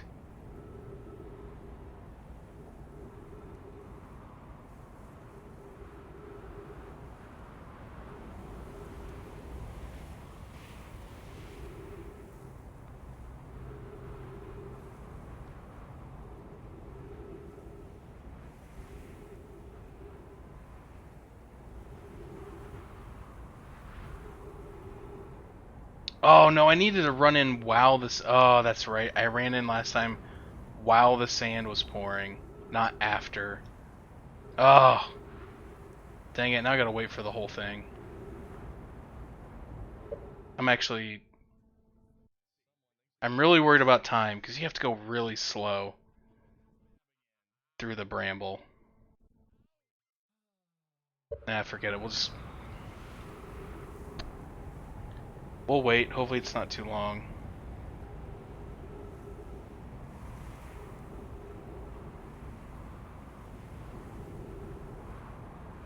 Hopefully the muscle memory will just kick in from yesterday.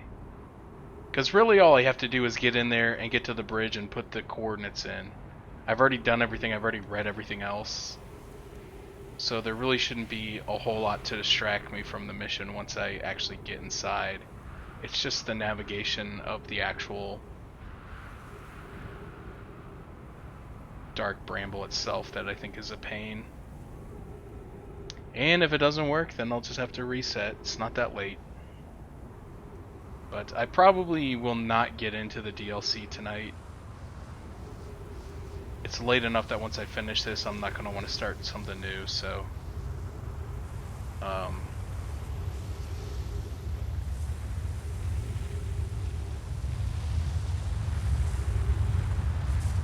Alright, so this time, 1, 2, 3, go. Alright.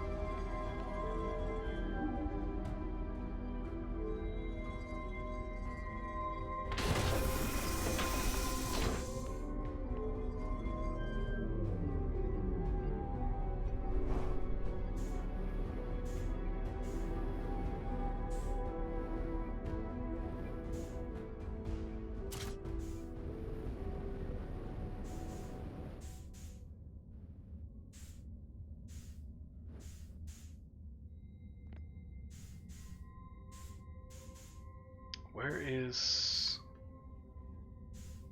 teleporter at? There it is. Like, it's a big bright light. I shouldn't be missing it.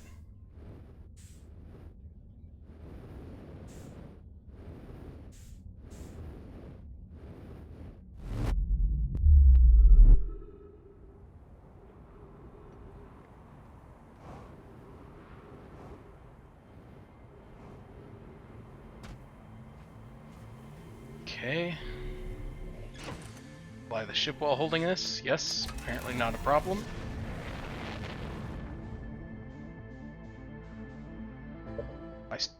Oh, it's playing the music. But is the sun about to explode? Because that sounds like the sun exploding music. There's no way.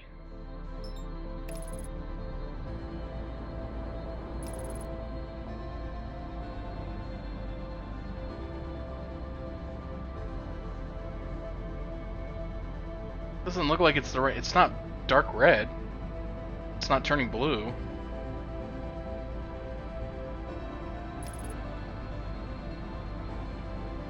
It's weird. Okay.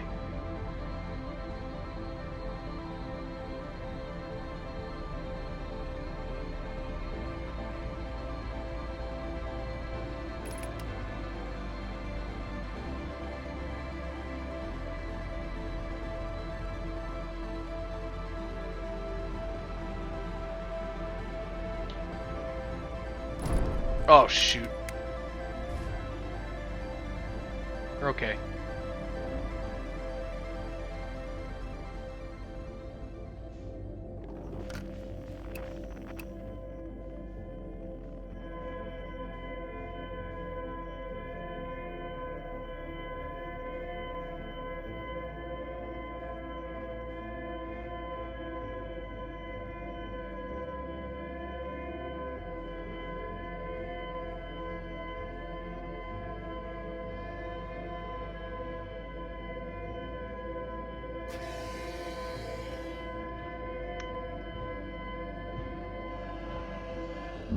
Oh, God.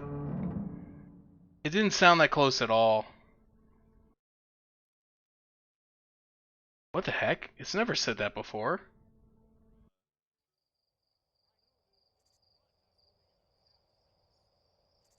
What the heck?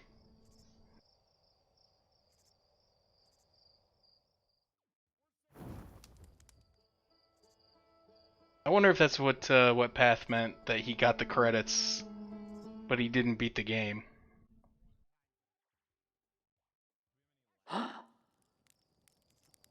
That's stupid. I mean, luckily, the way this game works, there's, no permanent progression. So it's not like I lost something.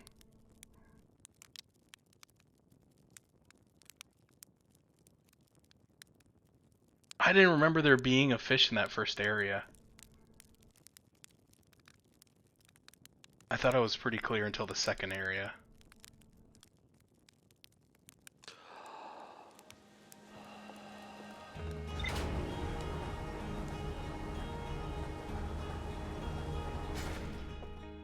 If I would have been a little bit quicker on the draw, I probably could have outran it.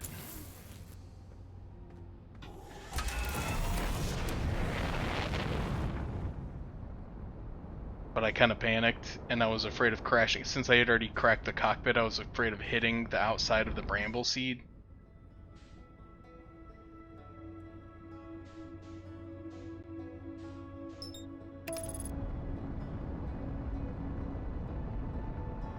Alright, well this time, I shouldn't miss the first cycle. I should have an extra couple minutes. I can take my time a little bit more, hopefully.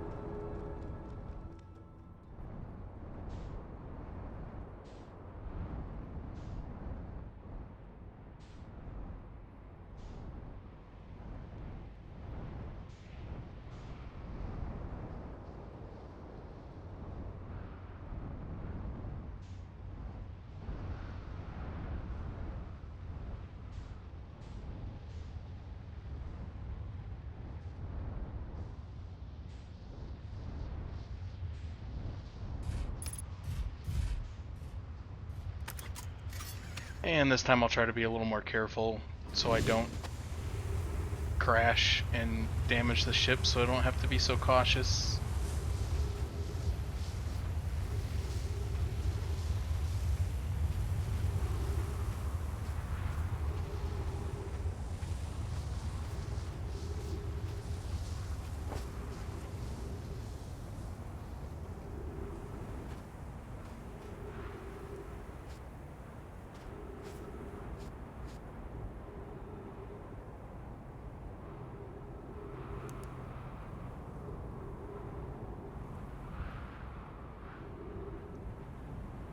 Hopefully I'm not here too early. I shouldn't be.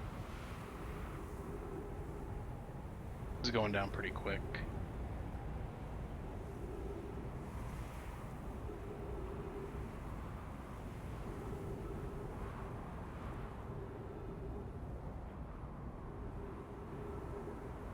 Maybe?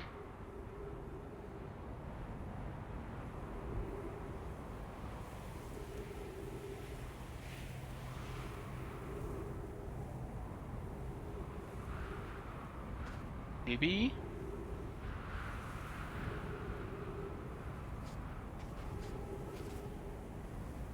Okay. Hey kitty. Meow meow meow.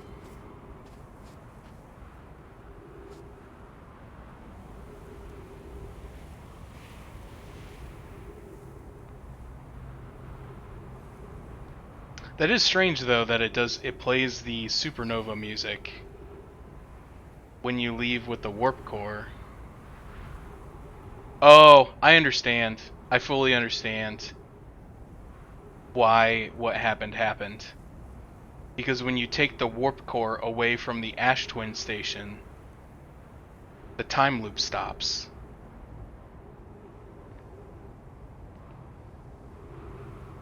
So when you die with the warp core, you die for real.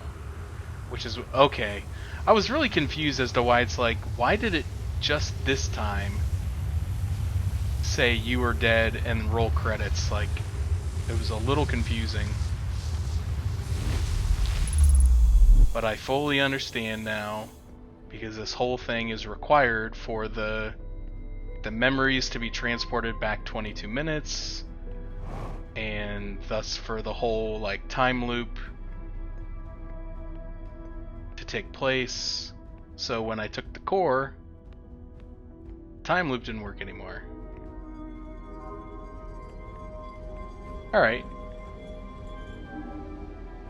Now that I understand, I'm fine with it.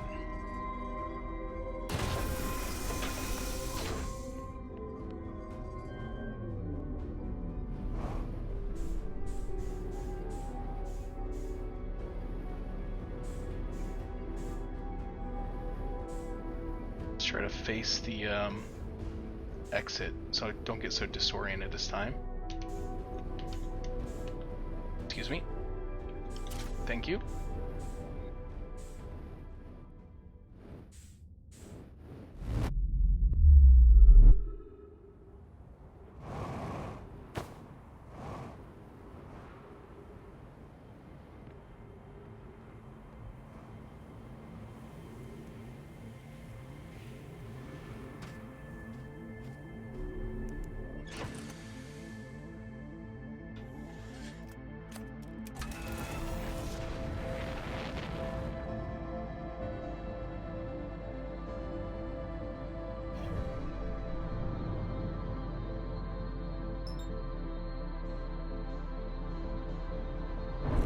Oh! No, no, no, no, no.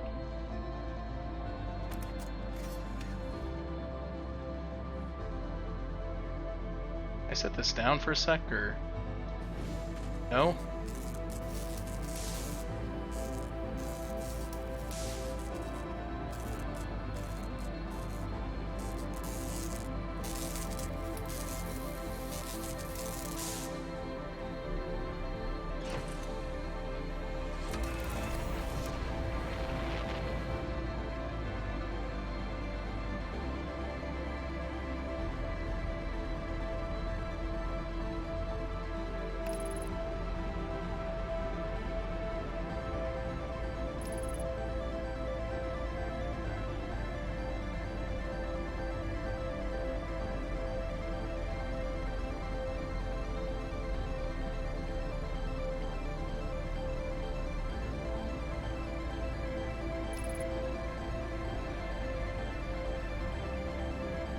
Hey, it's Quantum Moon.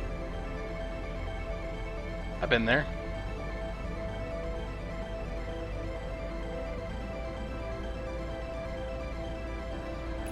Yeah, it's a really cool song.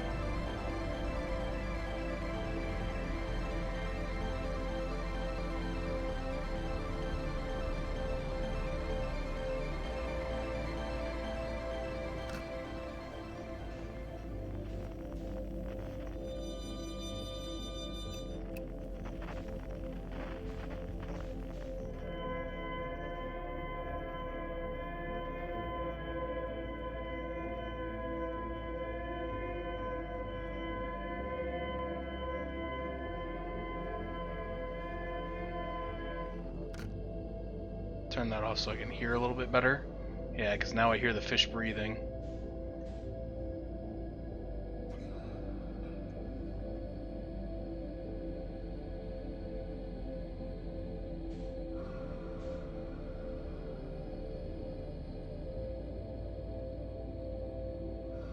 Gonna wait till I get a better angle. And I'm just gonna gun it.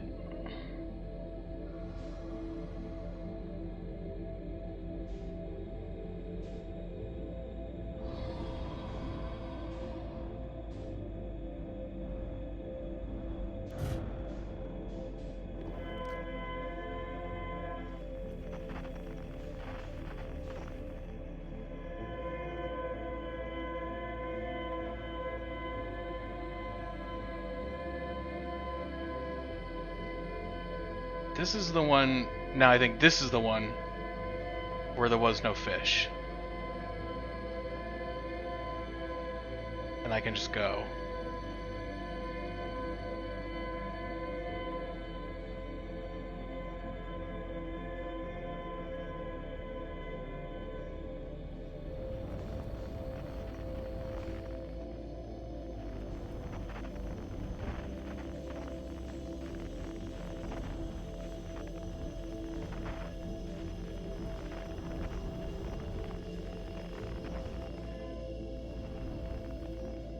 I think I lied. That looked like a fish to me.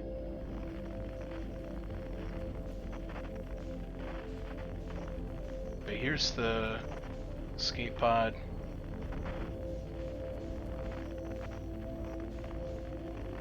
All the lights.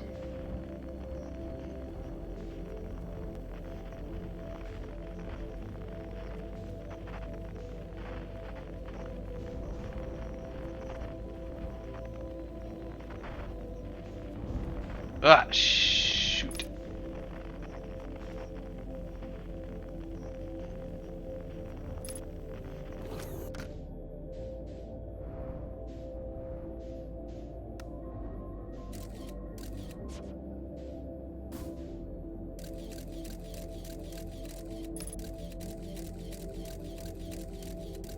Alright, it landed. Didn't even have to get out. Now we go straight into hell. Oh.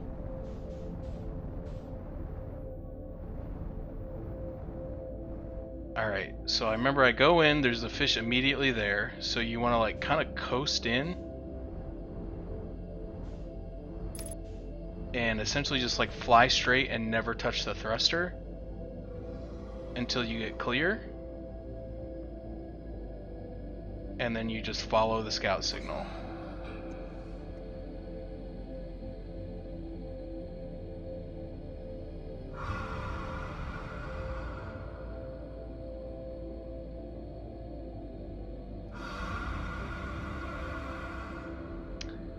So you just keep floating. Eventually there's a bunch of like red like orbs. Oh, I know, I hate everything about this. Like their dead eyes and like the breathing. It's all bad. So eventually you get to like these like red orbs. I can kind of see them coming on camera now. And I realized once I got approximately there, I was far enough away from the fish, those fish, that I could start thrusting again, but I think there's more fish.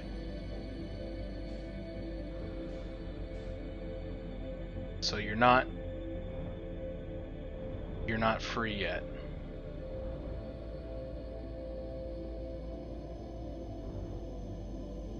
But I think I'm making good time.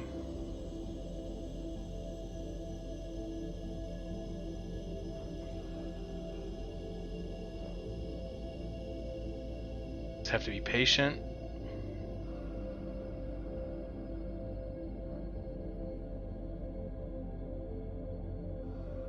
Because really, all that I have to do once I get onto the ship is put the coordinates in. And the only thing that may give me trouble there is that there's two possible ways they can go in.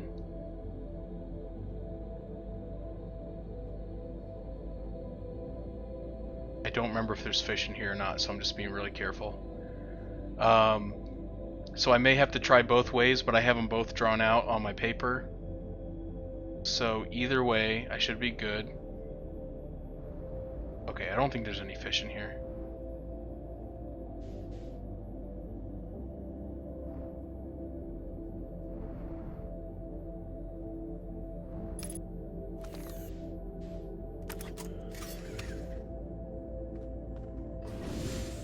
I would have laughed so hard if I got this far and I had forgot to put my spacesuit on. I just get out of the hatch and immediately suffocate.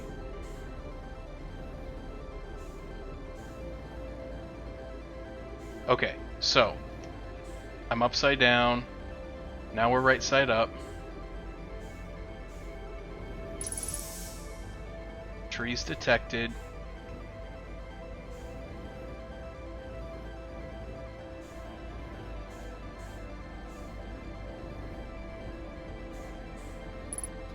Insert warp core. Now we got gravity. Oh my goodness. Oh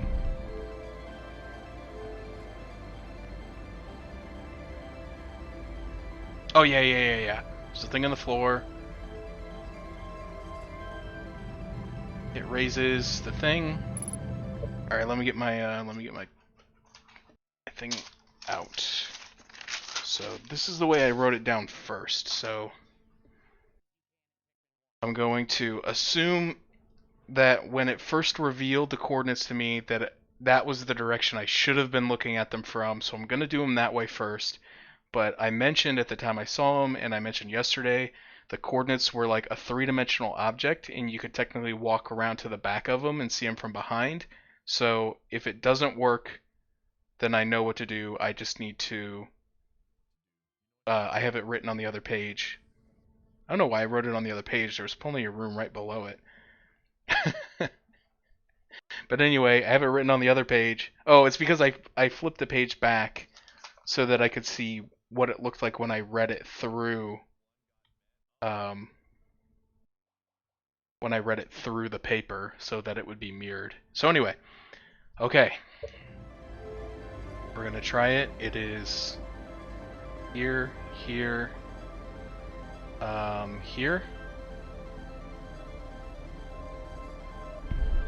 Then it is here, here, here, here. This I think is the easy one, which is here, here, here, here, here. Oh, it turned off. It turned off. Shoot. No, stop it, please. I want to win. I want to win the game. I want to be the one to win the game.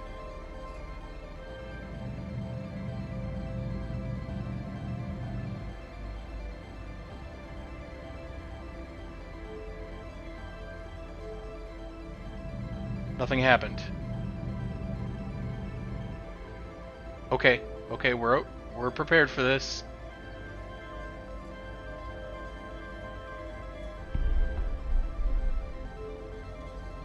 This one stays the same. Okay. Other page. Shoot. How was it supposed to go? Okay, like this. I like this. Alright. that right? Hold on. Because it would be, if I saw this from behind...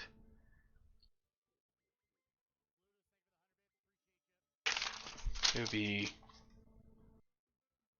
Yes, it would be this way. Okay, alright. Sorry, I'm freaking out. I'm just like...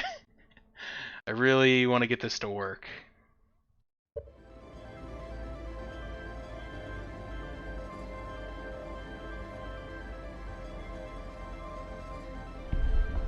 This one should be the same. And then this one should be...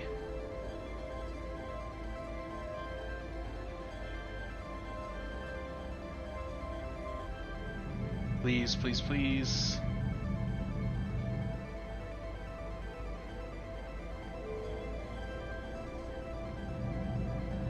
No, no, what am I doing? What am I doing wrong?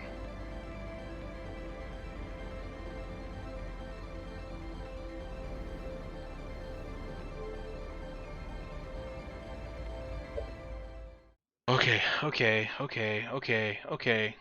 Just relax. What am I possibly doing wrong? Am I not supposed to, like, push that ball up? Is it just spitting it back up because I'm telling it to?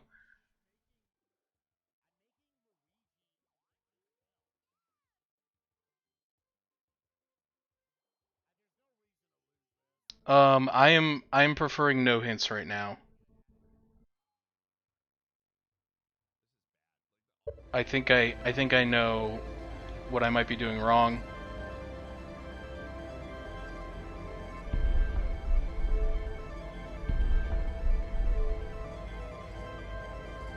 I don't think I'm supposed to be pushing this ball up when I'm finished, like I'm doing.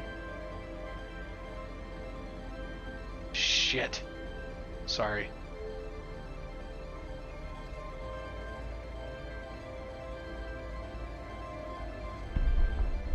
Oh, reset them all. What to do that for? Alright, N64 logo, N64 logo. I think instead I'm supposed to do this. Send it down into the floor. Don't hit that, but instead... Stuck.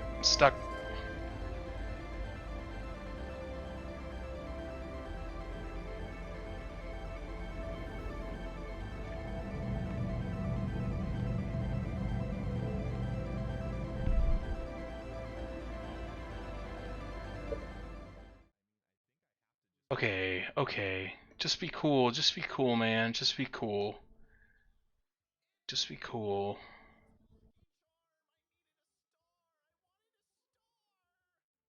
It's like, be cool. What?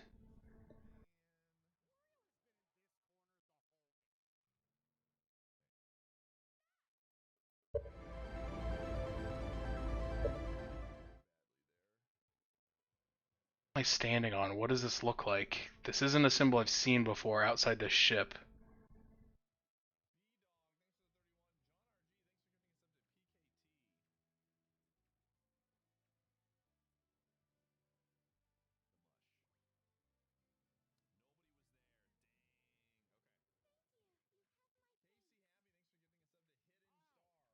Oh, okay. I can try putting it in backwards again. I find it really weird that the one time I did it and it reset everything and it cleared everything. As if, like, I did it wrong and, like, it was telling me, nope, this is wrong. Erase it all. But I'm not sure if that was just a glitch.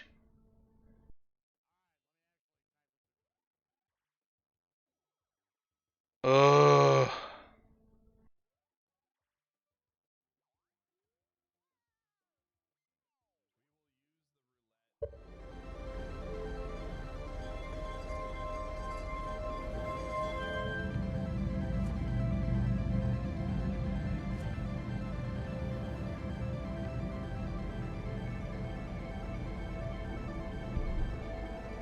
Okay, so when this thing comes up, the column that I was using goes away. So I really do think that's just a way to get the thing to come back up.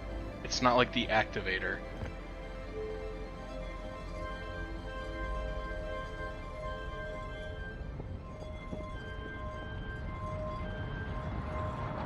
Oh no!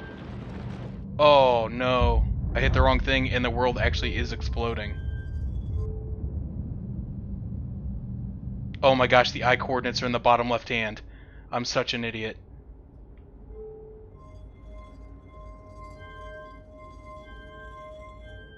They're in the bottom left.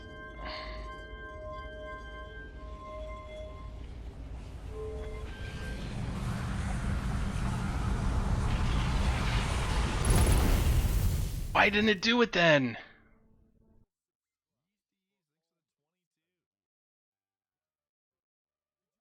Oh.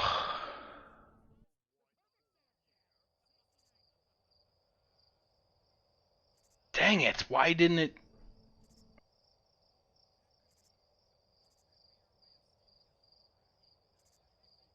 Yeah, now that I see that, I didn't see that at all the first time. Ah, son of a... I'm not watching this. I'm not watching credits until this stupid game's done. I hate this game now. This is the worst game. This game bottom 5 of all time. That means I gotta go through stupid fish world again. Oh, hey Quantum Moon. How are you doing? My shorts.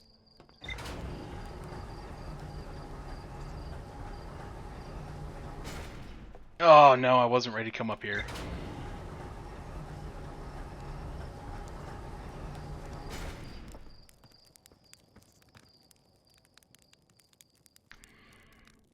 Oh, I didn't see that until the last second, and then I'm like, oh hey, I can just look at the thing on the bottom left hand of the screen, and then I was panicked, and then the sun actually did explode, because it was hard to really know how much time you have left unless you're like setting a timer. Because normally you go by when the music starts, but for this one, as soon as you take the warp core out, the music starts.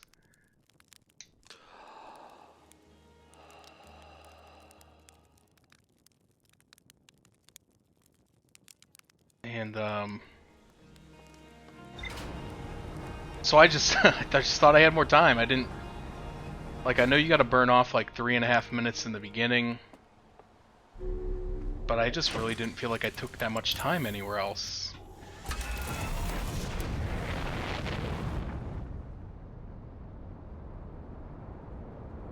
But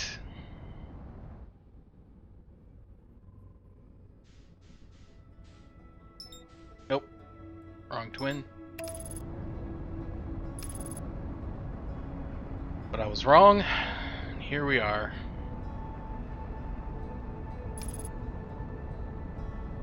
That's like one of the most frustrating things in a game, though, is like when you like know the solution and you're just like fumbling around with like the controls and you screw it up. You know, I know that wasn't exactly like the controls that I was really fumbling with, but just like it wasn't that I didn't know what the answer was, and I was doing kind of the right thing, but just like, and then you just run out of time.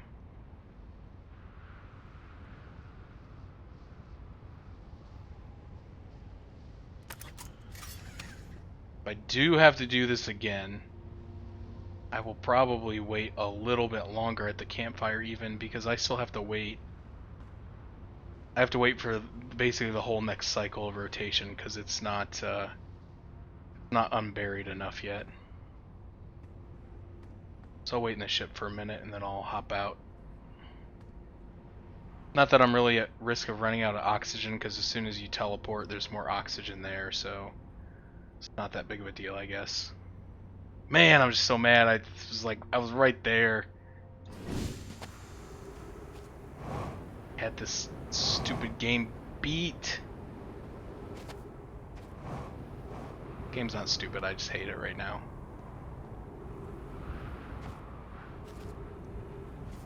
And now we play the waiting game. I really do wish, like, if there's one thing that I could, like, suggest to the developers to improve the experience of this game, would be to be able to pass time away from campfires.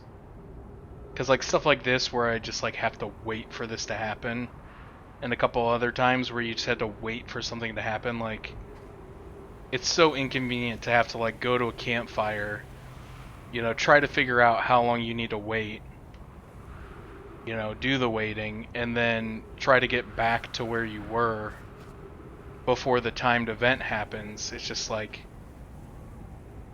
I know it creates kind of like a higher stakes thing, but at this point, like, I'm just annoyed because I know what to do and I just have to wait on everything to happen.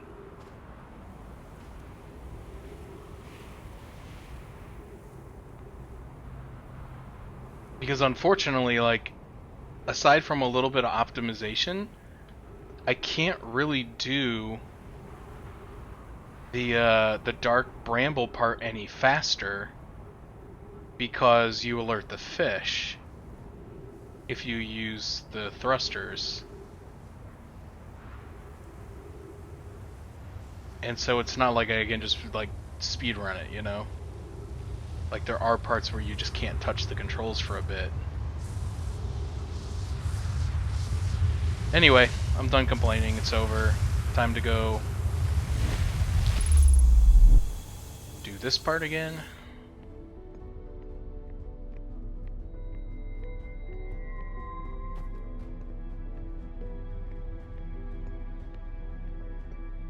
Yeah, I mean, I get that part.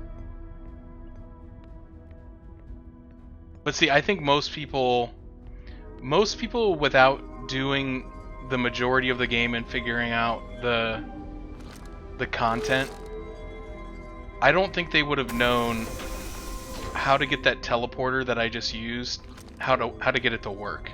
Because I know I didn't when I first came through this area. Because I did what I did in the beginning and what you do on every other teleporter, and you stand on it until the things line up, and then it just teleports you. But for the Ash Twin Tower specifically, you can't do that, because if you're standing on it and waiting, the sand will get you first and it'll throw you down to the other planet, so it doesn't work. So you really do kind of have to know what you find out in the Dark Hole Forge, and that is that the center of the center of this planet's body, when it comes to the warp functions, is in between the two. So then you know, okay, well, I need don't go into the sun, don't go into the sun, don't go into the sun, thank you. You would know that, like, hey, I need to be standing on it when the center between the two planets is happening, but that's when the sand is going. But then there's the part where it tells you that there's, like, a little bit of deviation in the timing, so that you would know that you can walk onto it while it's happening. So I don't know. I don't think most people would have stumbled into that part by accident, like some of the other stuff in this game. Like I said, I definitely did some things out of sequence. I know the game doesn't really have a proper sequence. But just like I went to the Quantum Tower, or the Tower of Quantum Knowledge, before the game really intended that I did so. And really the only way I could tell is because it's like, oh hey, if you got here, you must have completed Giant's Deep. And I'm like, no, I didn't do that. I know I've said that 100 times, but it's still just the truth. So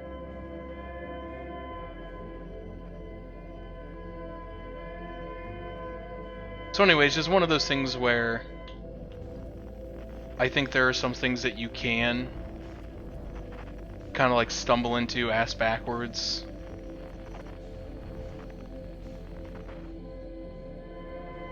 Like that. But then there are others that I really, unless you're just like the luckiest son of a gun, I don't think it's as likely to happen. Oh, it's over here. Okay, here's the lights. Oh, it's right here. Perfect.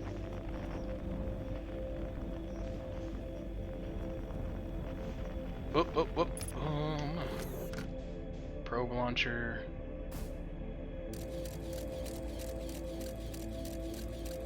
So yeah, I mean, I get it. But also at the same time,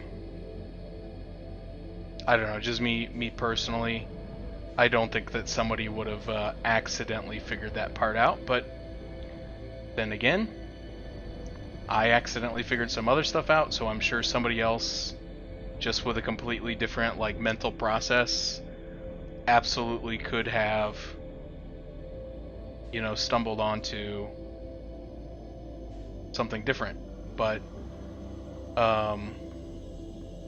you know, at the same time, I think the game kind of protects itself in that, let's say that you did stumble into the Ash to Win project really early, and you did get the warp core, like, would you really know where to take it? And if you did know where to take it, would you know the coordinates that you have to punch in?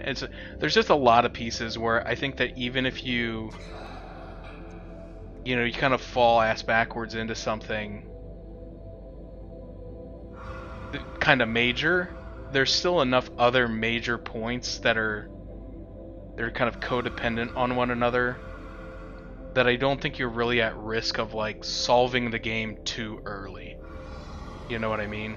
I mean, you definitely could probably skip some areas at that point because, you know, really their only purpose is to tell you how to handle some of those things. And if you know how to get there, then you don't need to go. But you wouldn't know that either, though.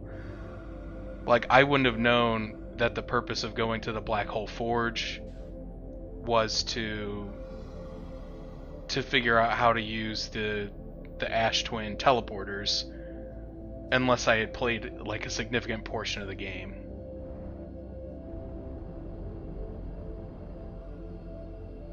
But again, as always, like I said, there's probably always the threat that someone will accidentally play a game in the way that you don't mean them to. Oh, and beat it without doing the stuff that you want them to do. I mean, that's basically the crux of speed running, but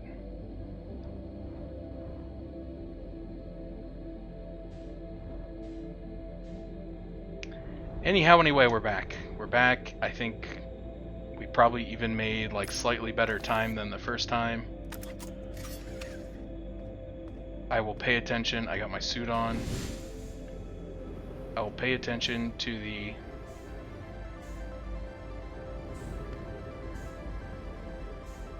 instructions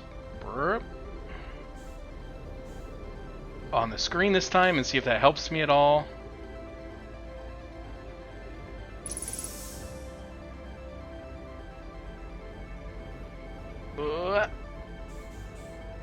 Get out of here, broken warp core. I got a new one.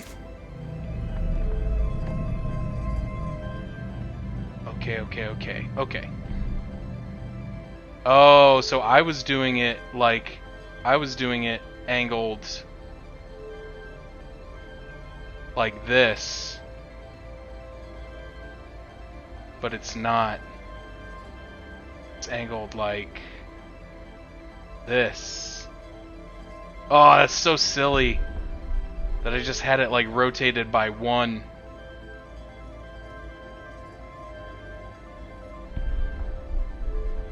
And this one should be N64 logo.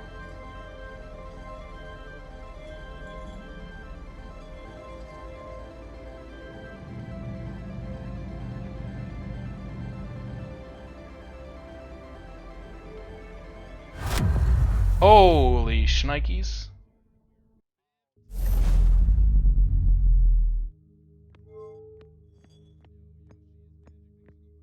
Oh, dude.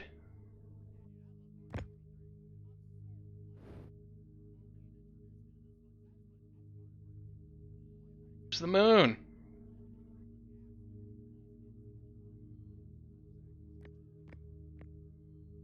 All the supernovas and... That dark bramble? Or is that somebody's ship?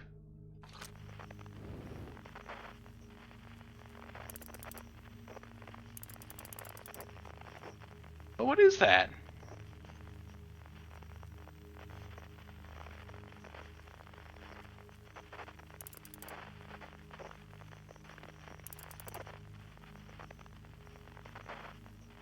Yeah, there it is. Surface of the eye. Looks like the floor of the moon did when I landed there.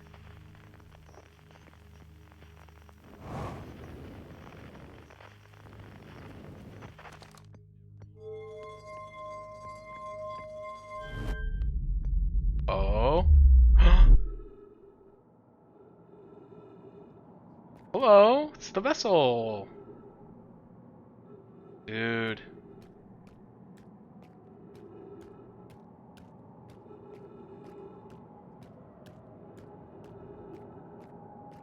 I'm like both really excited and really scared right now.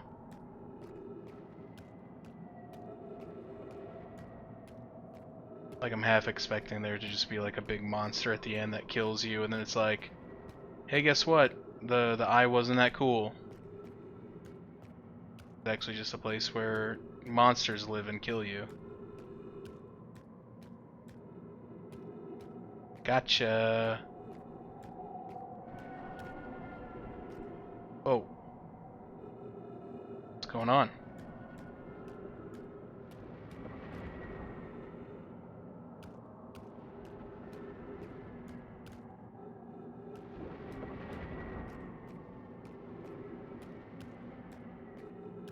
Heavy gravity here. 2.5.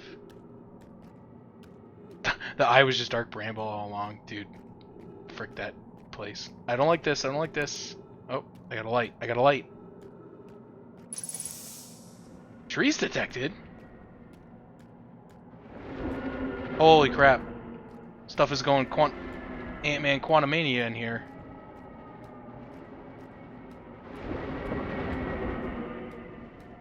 Whoa. I wonder if this is better with the light off. This is kind of nuts. Whoa!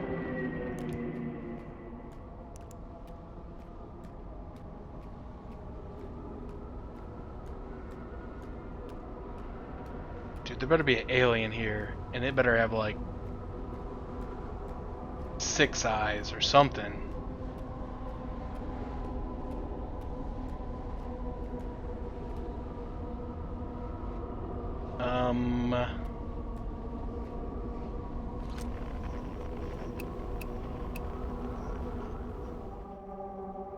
Oh, hey, Quantum Moon, 6 miles away.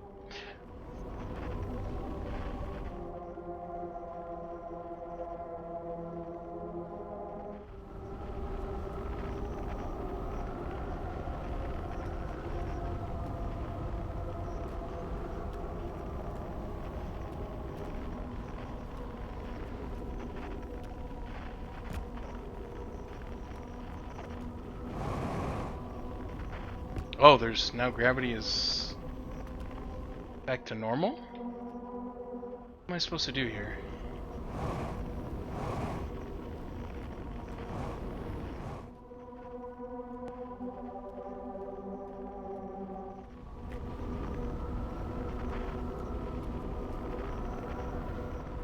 Supposed to fly up into it? Is that what it wants from me?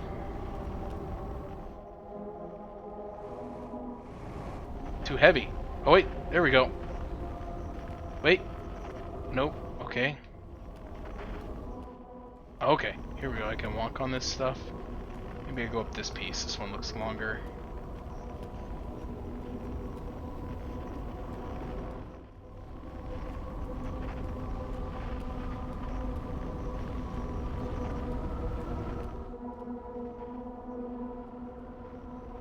Yeehaw!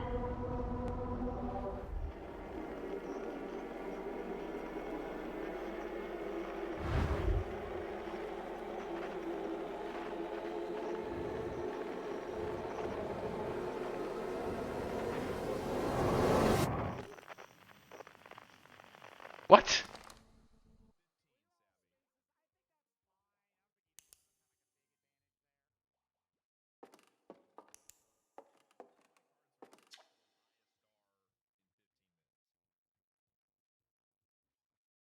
No, I never got to see it for themselves, but thanks to the efforts and technology, a Hearthian was able to reach the Eye of the Universe. That's me. I'm the Hearthian.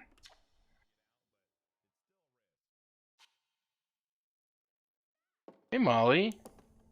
We're at the very, very end of the game. I think. Not quite sure what it wants me to do. That hasn't changed. Some of these things have changed. What? Whoop! Oh, I'm back at the beginning now. Okay. Apparently if you go somewhere it doesn't want you to go, go back to the beginning. Oh, the anglerfish is like... The anglerfish is dead. That's different. The thing was definitely not dead.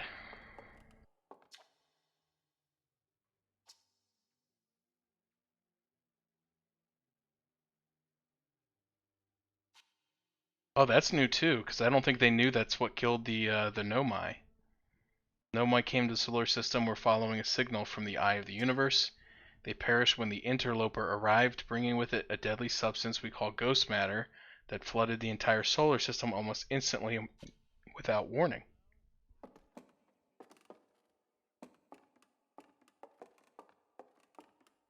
There used to be something written on here too, now there's not. And there used to be some like bowling balls in here that like moved without being touched.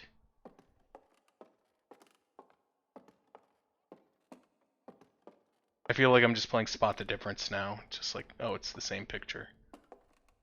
Oh. Before I do, just want to make sure nothing. Hornfell's observations. At first, I thought the points of light in this image were stars, but they're galaxies. Okay, that's not new. Alright, it clearly wants me to do this, so I'm just gonna do it. Holy shnikes. Okay. Oh, the observatory got transported to the Eye of the Universe?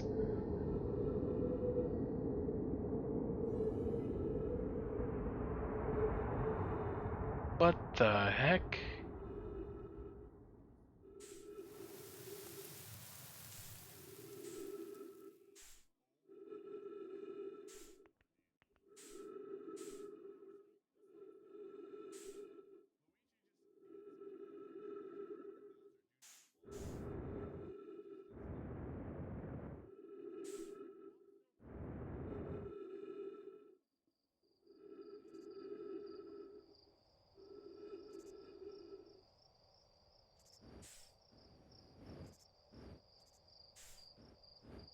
Oh, it's...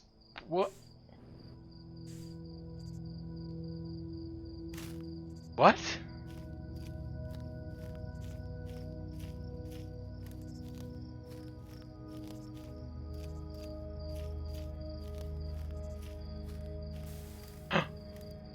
Dude, did I just like kill a galaxy? Oh, I'm sorry everybody that lived there.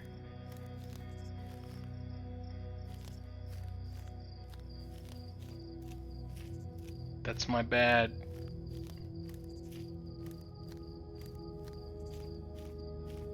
Oh, those blue ones. Oh, they're all supernovaing.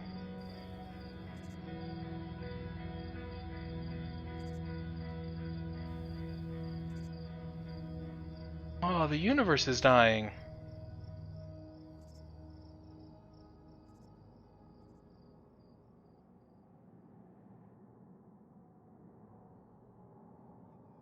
Oh, something was there. It's a quantum rock.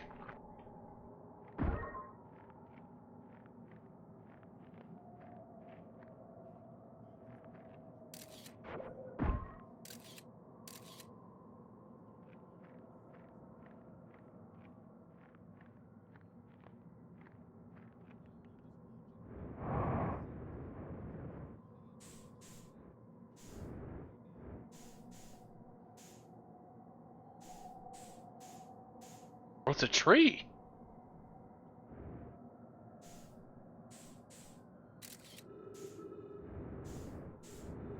Go back. I'm flying away.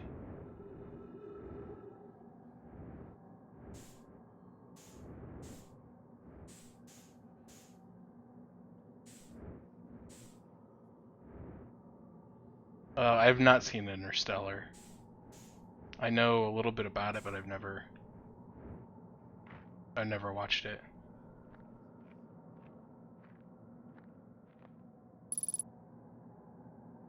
Oh, unidentified signal.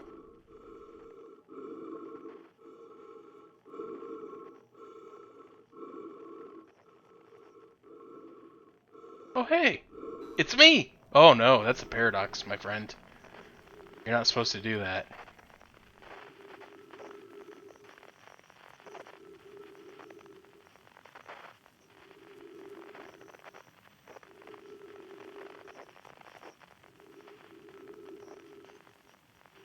Oh, it's getting smaller.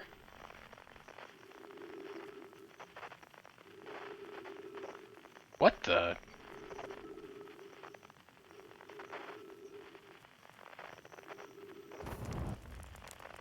Yes, that's what the whole game was about. Oh no!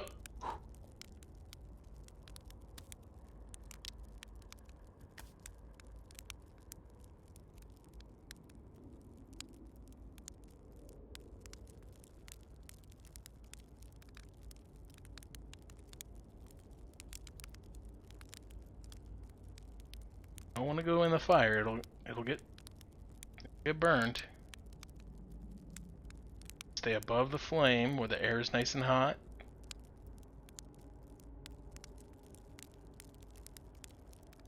Nice golden brown. You eat it.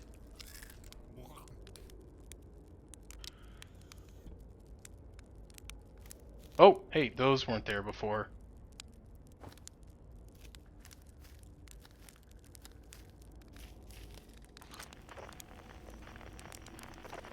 What the?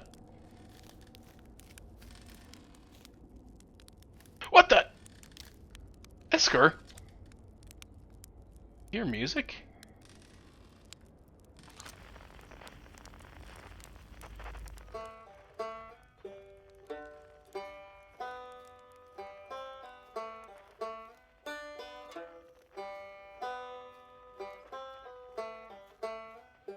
Oh, it's Ryback from...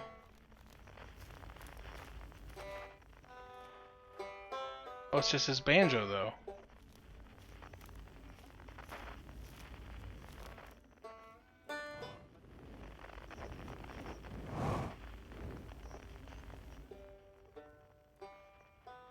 Not in there.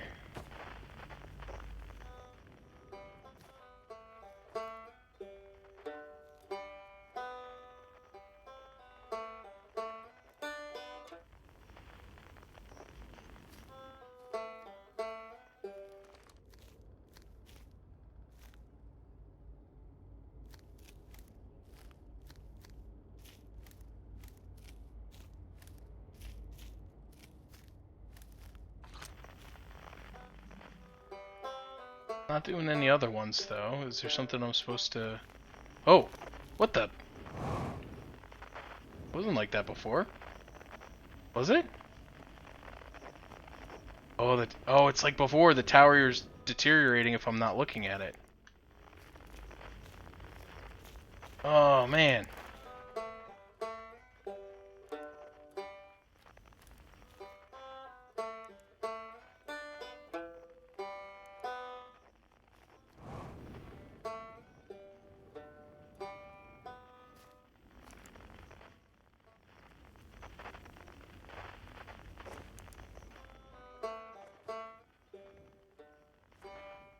Get in there. No, get...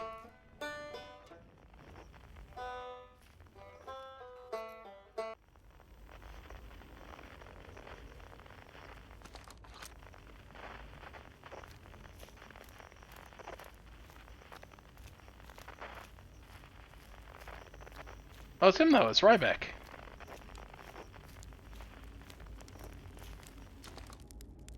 It's not quite time yet.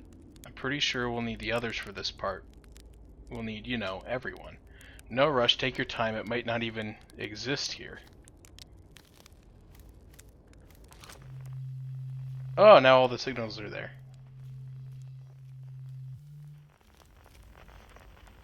Oh, it moved.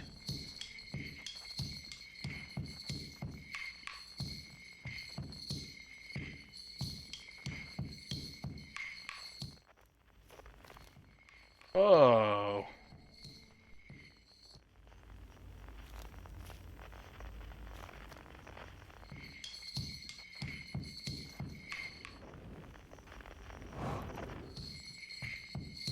What the heck?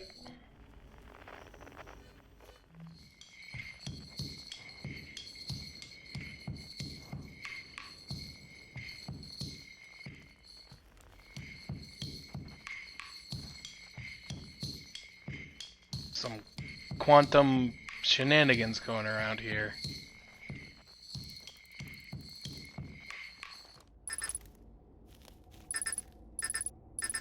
We can't shoot it again? I see the drum, it's like floating around in space.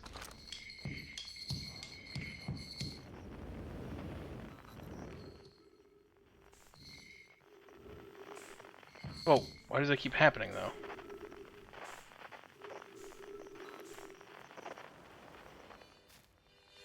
Okay, let's...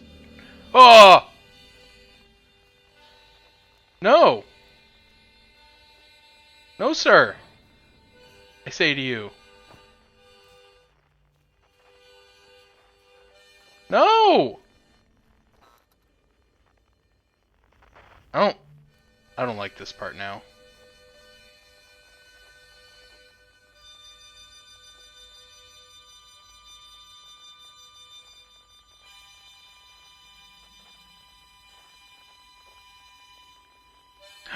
Jellyfish! Feldspar! Harmonica! Why the heck did it give me a stupid anglerfish the first time? Wait, there was never a piano before.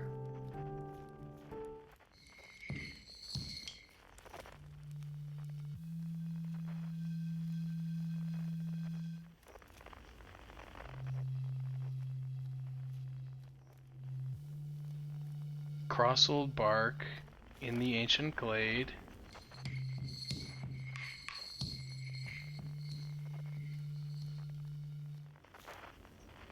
It's always dark.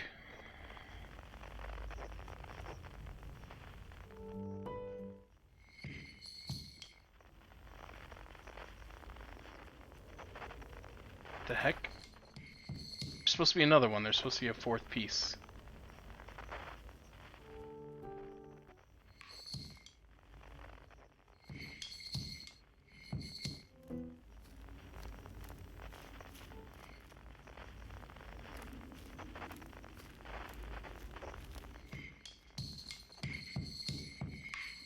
Part is very confusing to me.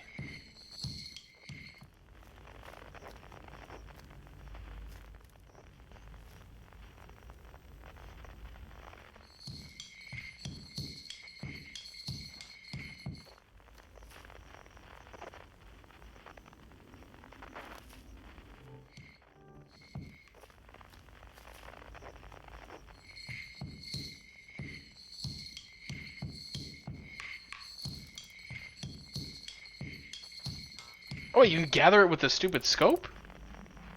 What the heck? Oh, there's the...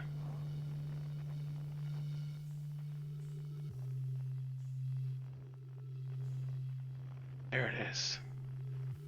Or hammock.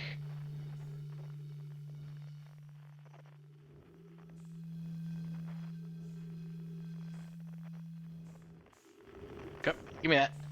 Give me. Okay.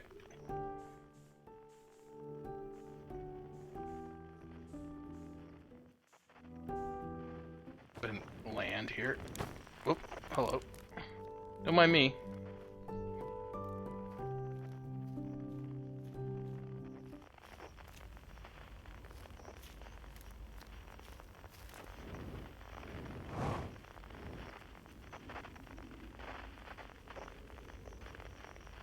What are they doing?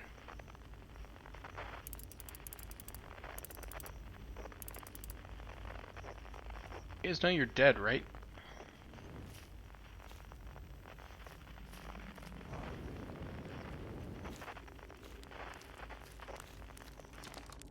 Hatchling, you found me. Nice to have company around a campfire, isn't it? Go on, get the others. Wouldn't want them to miss out. Gabbro! Hey, anybody know any funny jokes about Gabbro? Anyway, hey time, pal, so you're getting the band back together, huh? Go on, find the others. I'll be here. You don't need me yet, but you will. Hey, Chert? The stars were beautiful, weren't they? Even if our star is what ultimately killed us. I'll wait here and remember them while you gather everybody.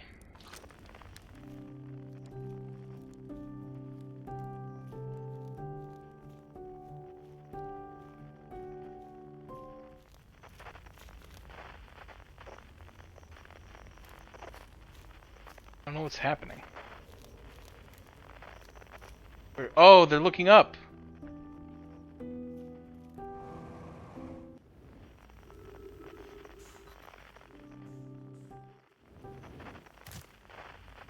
Ouch. Oh, they're building a tower!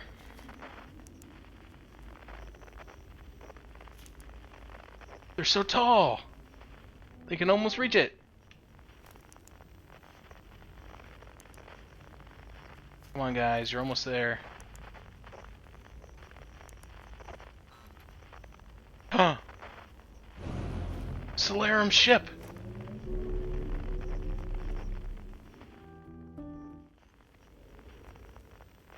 They're reading here?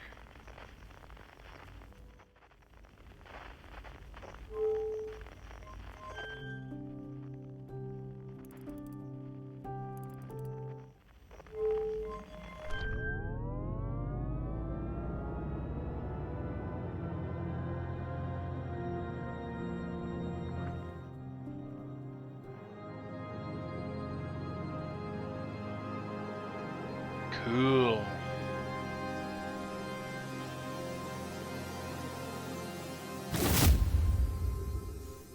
Oh, dude, it's... Oh, my mask.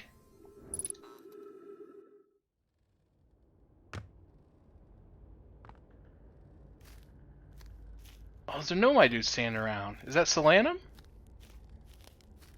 What up, my dude? Conscious observer has entered the eye. I wonder what happens now.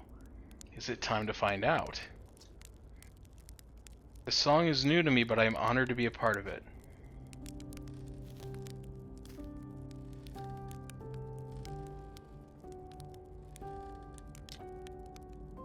What do you say, time buddy? Ready to start the music? It should be cool.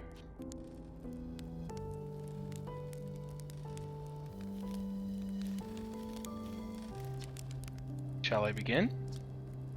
Here we go. You got it, I'll do my best.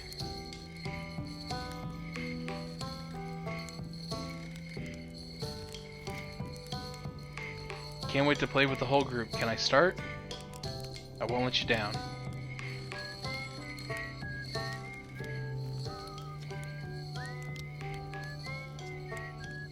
Here goes nothing.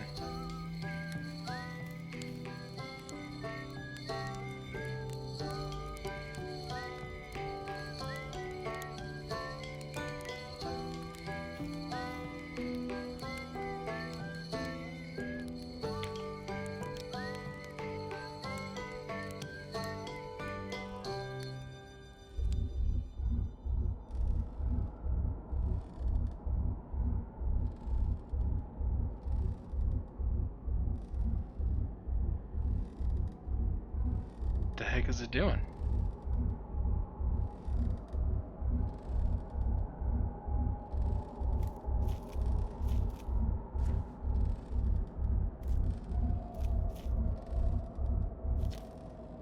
I believe we reached the end of our journey. All that remains is to collapse the innumerable possibilities before us. Are you ready to learn what comes next? I admire your curiosity, friend. Let's find out together.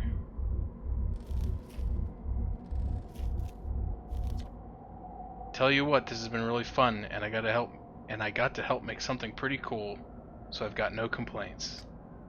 I mean, not me exactly, but close enough. It's the kind of thing that makes you glad you stopped and smelled the pine trees along the way, you know?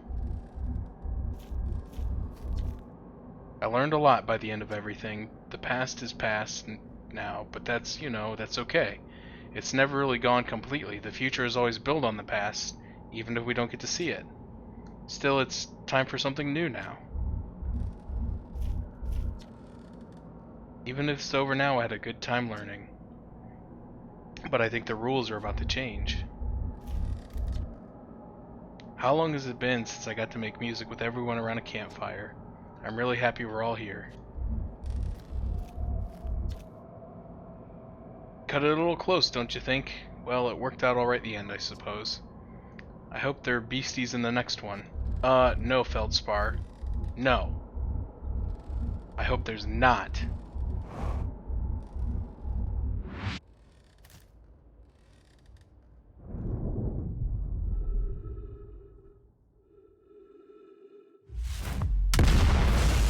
Whoa!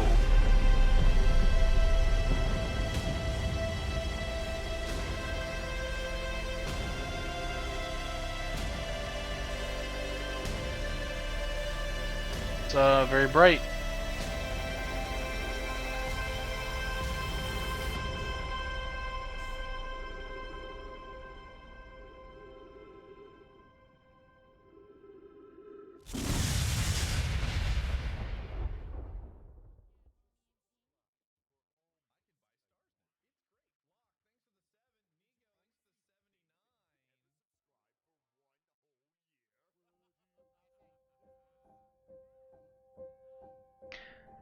Yay! Good ending.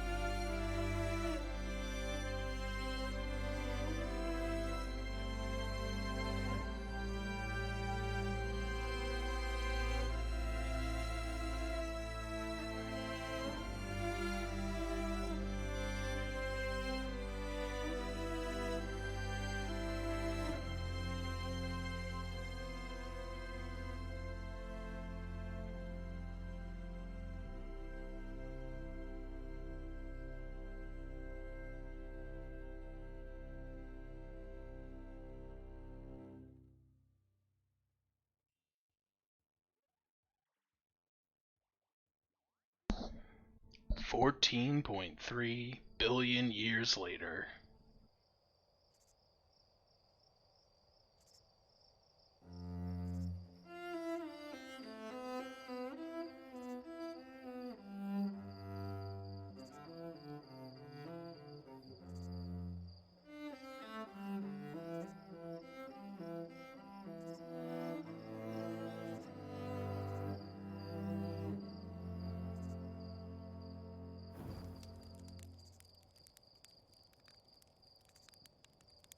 Hey, new species.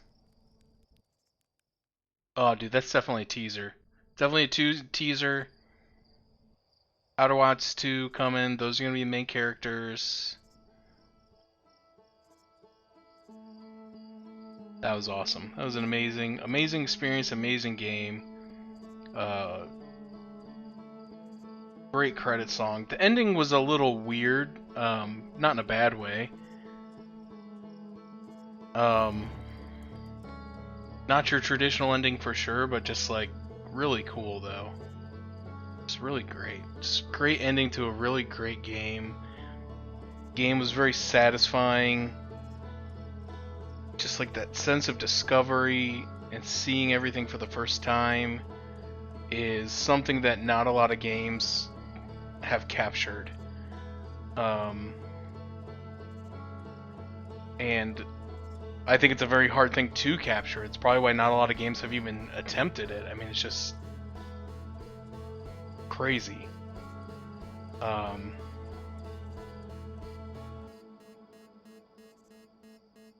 Yeah, I really wish there was more stuff like this out there. I know, again, I've looked at the threads and people have been like, oh, if you like it, you might like this. And I looked at a lot of those games. Probably the only one that even vaguely intrigues me as like somewhat close is Oberdeen, but I know it's very different. I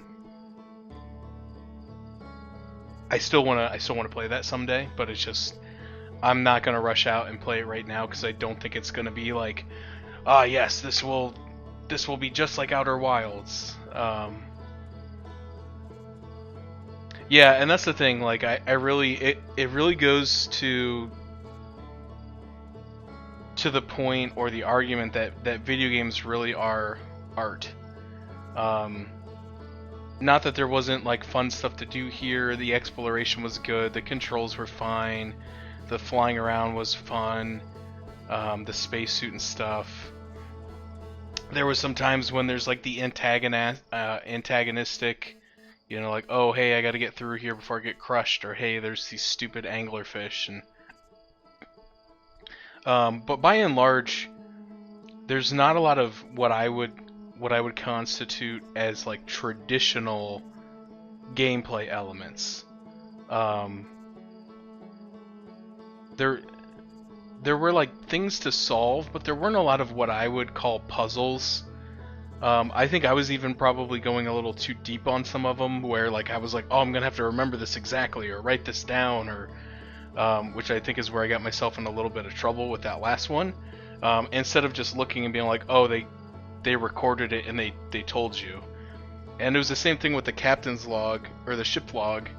When I first started playing the game, I was taking like really detailed notes, like everywhere I went, everything I discovered, every time it told me about a new location, or a new planet, or a new person, I was like writing all that stuff down. I kept going, I kept taking notes throughout the game, but they definitely became a little bit more sporadic. Like I kind of realized what the ship log was doing, and I just decided to lean into it and be like, it's taking good notes for me, so I don't need to be quite as detailed, because like the whole point, especially for me, is I never know how long it's going to be between gameplay sessions. I never know how long I'm going to be able to devote to gameplay on a given night, and so it can be really tough to like play a game all the way through, because you might start it and then like, who knows, you might not get to play for 2 weeks. And when you come back, you know, say you only have maybe 3, 4, 5 hours. I know that's a lot to some people, but in the grand scheme of things, and some games, it's really not. If you have to spend an hour of that trying to remember what you were doing, trying to remember controls and mechanics, and just what you were going to do next and all that. It's tough, and that's why I feel like I really struggle to finish a lot of games these days, especially long ones. So I find that really helped me, and a streamer I watch kind of convinced me to start doing it. Because she does it a lot. She plays a lot of RPGs. Now, she streams almost every day, so it's not really as much of an issue for her, per se. But she's playing older games too, so she's playing a lot of SNES stuff and PlayStation era games. So a lot of those games did kind of like expect you to like either pay really good attention to what NPCs are telling you, or go buy a strategy guide. So anyway, I started doing that, and so I find it really helps. And so I was doing it a lot with this game, and I kind of scaled it back a little bit, but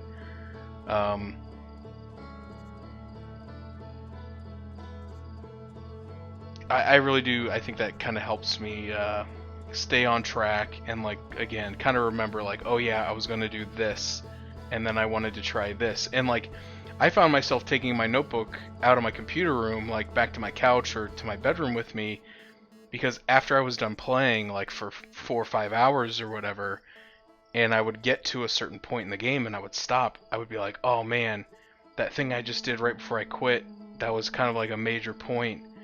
Now I think I can do this, or what if I try doing this, and what if I try doing that? So I would write that down in my little notebook, so when I started the next time, I'd be like, okay, I'm coming in with a game plan. I already know like the first 2 or 3 things I want to do. And I found that helped me too. I've never really, I haven't been this excited to like play a game in a long time. Like,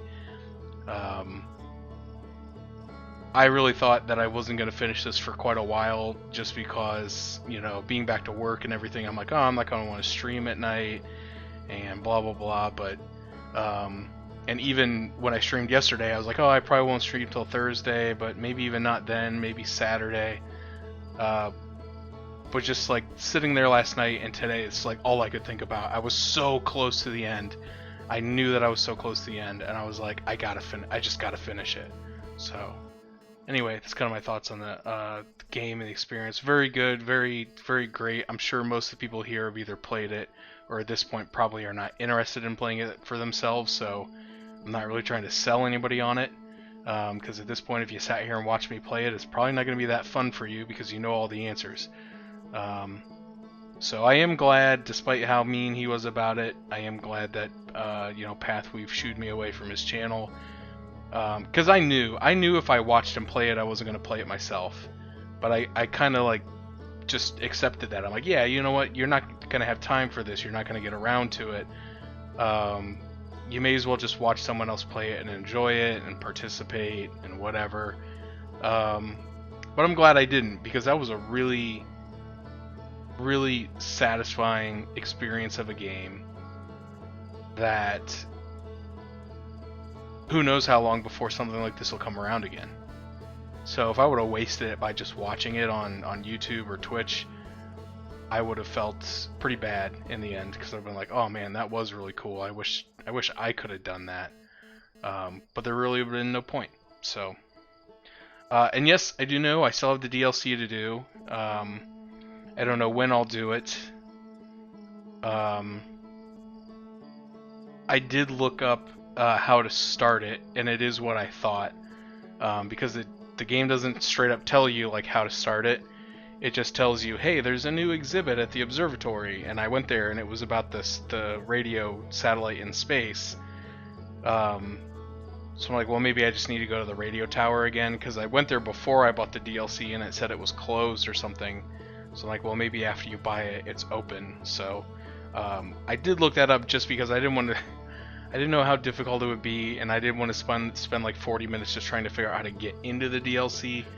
Because again, playtime is sometimes limited. So I don't want to waste my time. I don't want to waste other people's time. But I was also trying to not spoil it. But I figured something like that was simple enough. And sure enough, that's exactly what it said. It's like, oh, just you can go to the satellite and it'll direct you back to Timberhearth, and there's a radio station there. So that's as much as I read. After that, I shut the article. I was done with it. So at some point I will be playing the DLC. Um, not sure when. Maybe Saturday, maybe Sunday, uh, maybe next week. I don't know. It's hard to say. I mentioned the other day, Fortnite season is ending soon, and I do wanna try to grind out the rest of the battle pass and maybe get some prestige skins, because there's some neat ones that I like. Um, so I might be working on that. So, but that ends on the 8th, so worst case scenario, it would be about a week from now. And then I may come back to it. Can I mention something minor that would have made your trip to the vessel a bit easier? Yeah, if you're still here. Sorry, I know I've been rambling for like 10 minutes.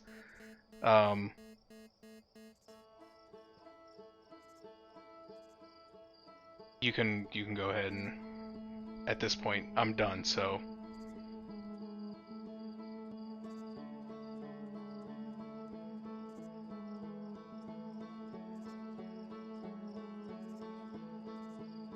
yeah, um that's true. It's a good point. I didn't know the vessel had a thing.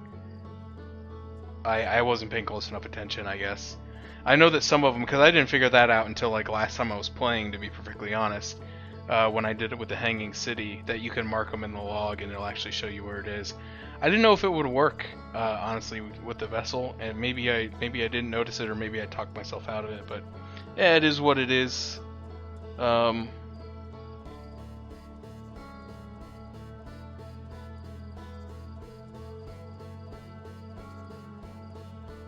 so I mean, I think either way, you still have to go um, into the anglerfish nest. And I don't think having it marked on your thing will preclude you from doing that. The problem is, it's just like, it depends on.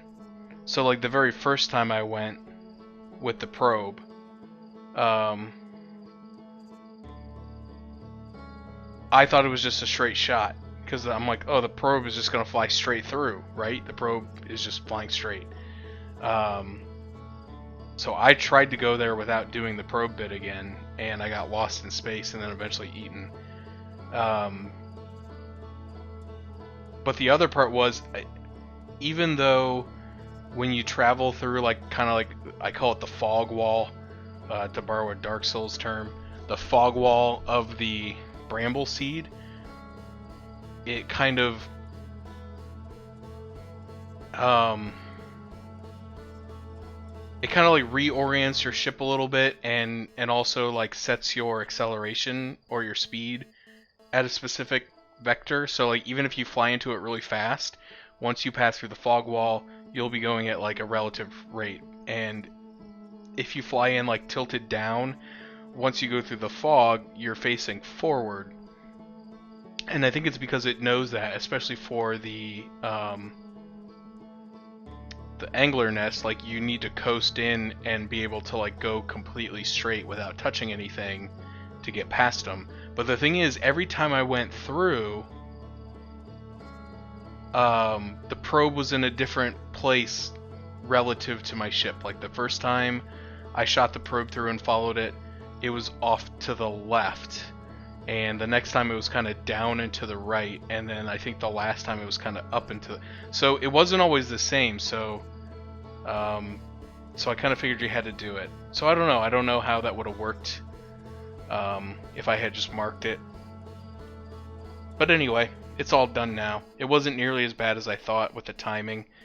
Obviously, the first time I made it there, I fiddled around with that stupid thing so much because I had the one symbol written down wrong. But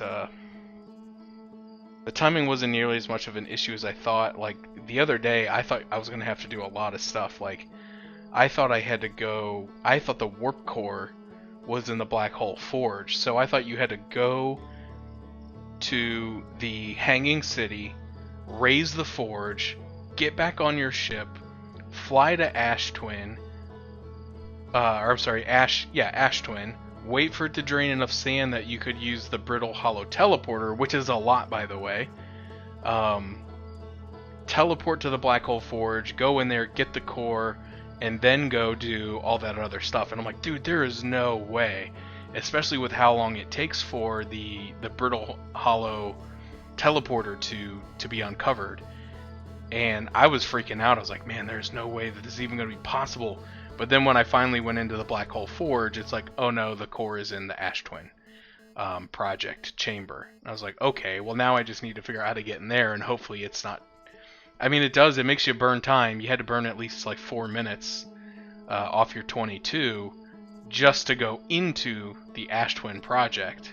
So you're already starting at like 18 minutes. And then it takes, you know, whatever, a minute, 2 minutes inside there, and then you gotta fly to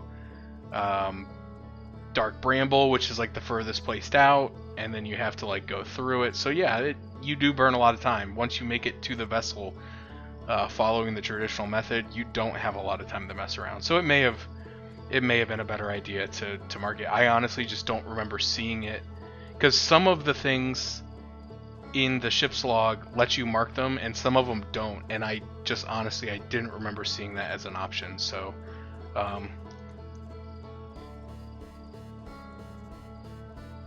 there's an easy way to find out, but I very well could have just looked over it. I think that is very cool though. You know, the way the game works, how once you know how to complete the game, you could just do it anytime you want. See the ending, experience that. Now it won't be the same, obviously, but I activated the 3-sided pillar on the vessel's bridge that appears to be some sort of input device. That's kind of disappointing. I was hoping that maybe it would add an entry about, like, you know, the end of the universe and all that stuff, but I guess canonically that can't happen.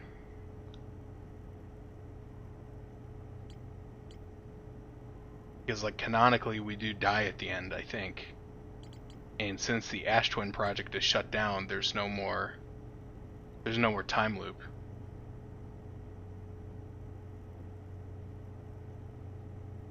Really, Solanum's not there if you don't talk to him on the Quantum Moon.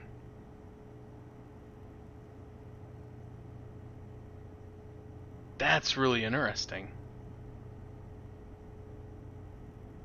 See, I thought the Quantum Moon... Yeah, it's a good point. It's a good point. I honestly was thinking that the Quantum Moon was the finish line. Like, I thought getting the Quantum Shrine... or the Quantum Moon to teleport to the 6th location, I thought, even once I kind of figured some of that stuff out with the vessel, I thought that was how the game would end, would be going to the moon on the 6th location. Because in my mind, I didn't understand how the vessel, even with the new warp core, was going to operate, because it talked about how, like, all the systems were damaged and this and that and the other. I didn't think replacing the warp core was going to be enough. But yeah, sure enough, you can mark it. Yep. I just didn't notice that one, because, like, I know there's some of these.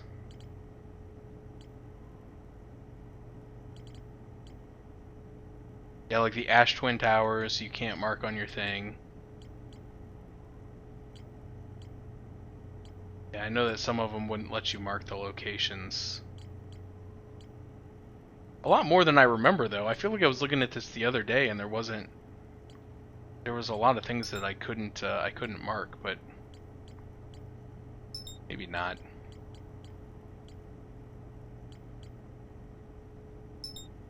But anyway, yeah, it's a very, very cool game, and like a very cool way of explaining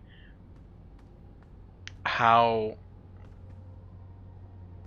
everything was able to do what it did. You know what I mean?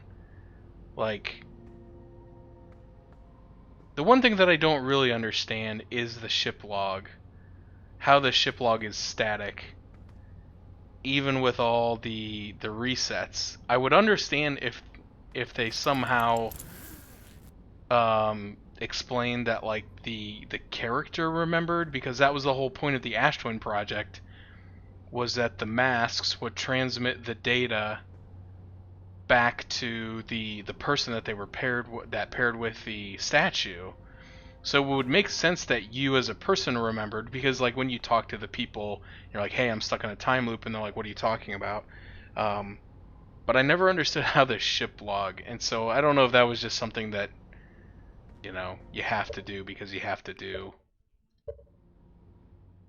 Because it wouldn't be a very fun game if the ship log reset every time, or if there is a way of explaining it in universe to be like, hey, yeah, since you know, the person was tied to the knowledge and it was fed back into them. I don't know. Maybe it's something I'll never know the answer to, and I shouldn't let it bother me. But anyway, I'm not going to let it spoil what was otherwise a very, very well-constructed, well-thought-out game. Really cool mechanics with like the whole quantum stuff, and how like when quantum objects get close to each other, it changes the behavior, and just like how the moon changed based on which planet it was near. Just a lot of cool stuff. A lot of cool stuff. Great game.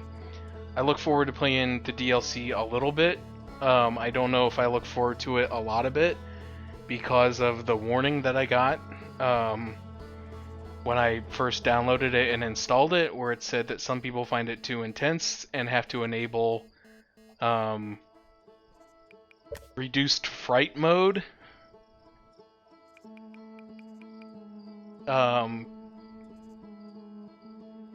So I don't know if I like that, because I kind of feel like I know where that's going, if you know what I mean.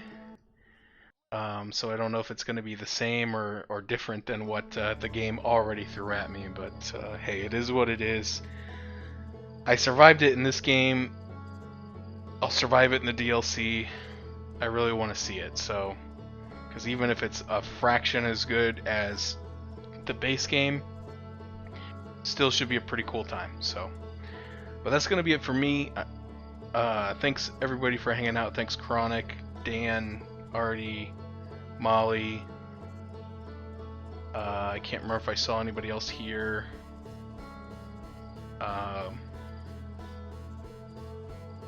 Just a very, very fun experience. Just so glad that I played it.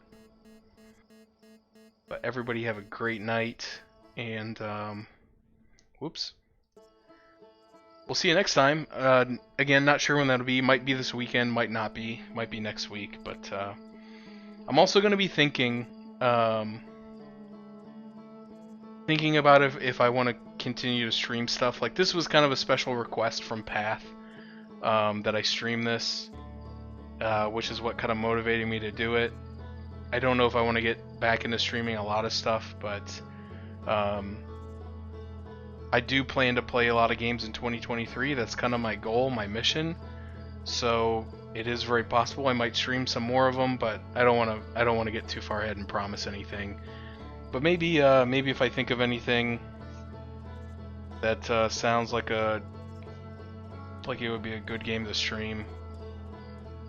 I haven't really thought about what I'm playing next though. Like, I have a couple other games I'm gonna finish. I'm gonna finish up Legend of Dragoon, but that's on my PS3 in the basement, so I won't be streaming that. Plus, I'm already on disc 3. It would be kind of stupid to start streaming it 3/4 of the way through the game, but anyway,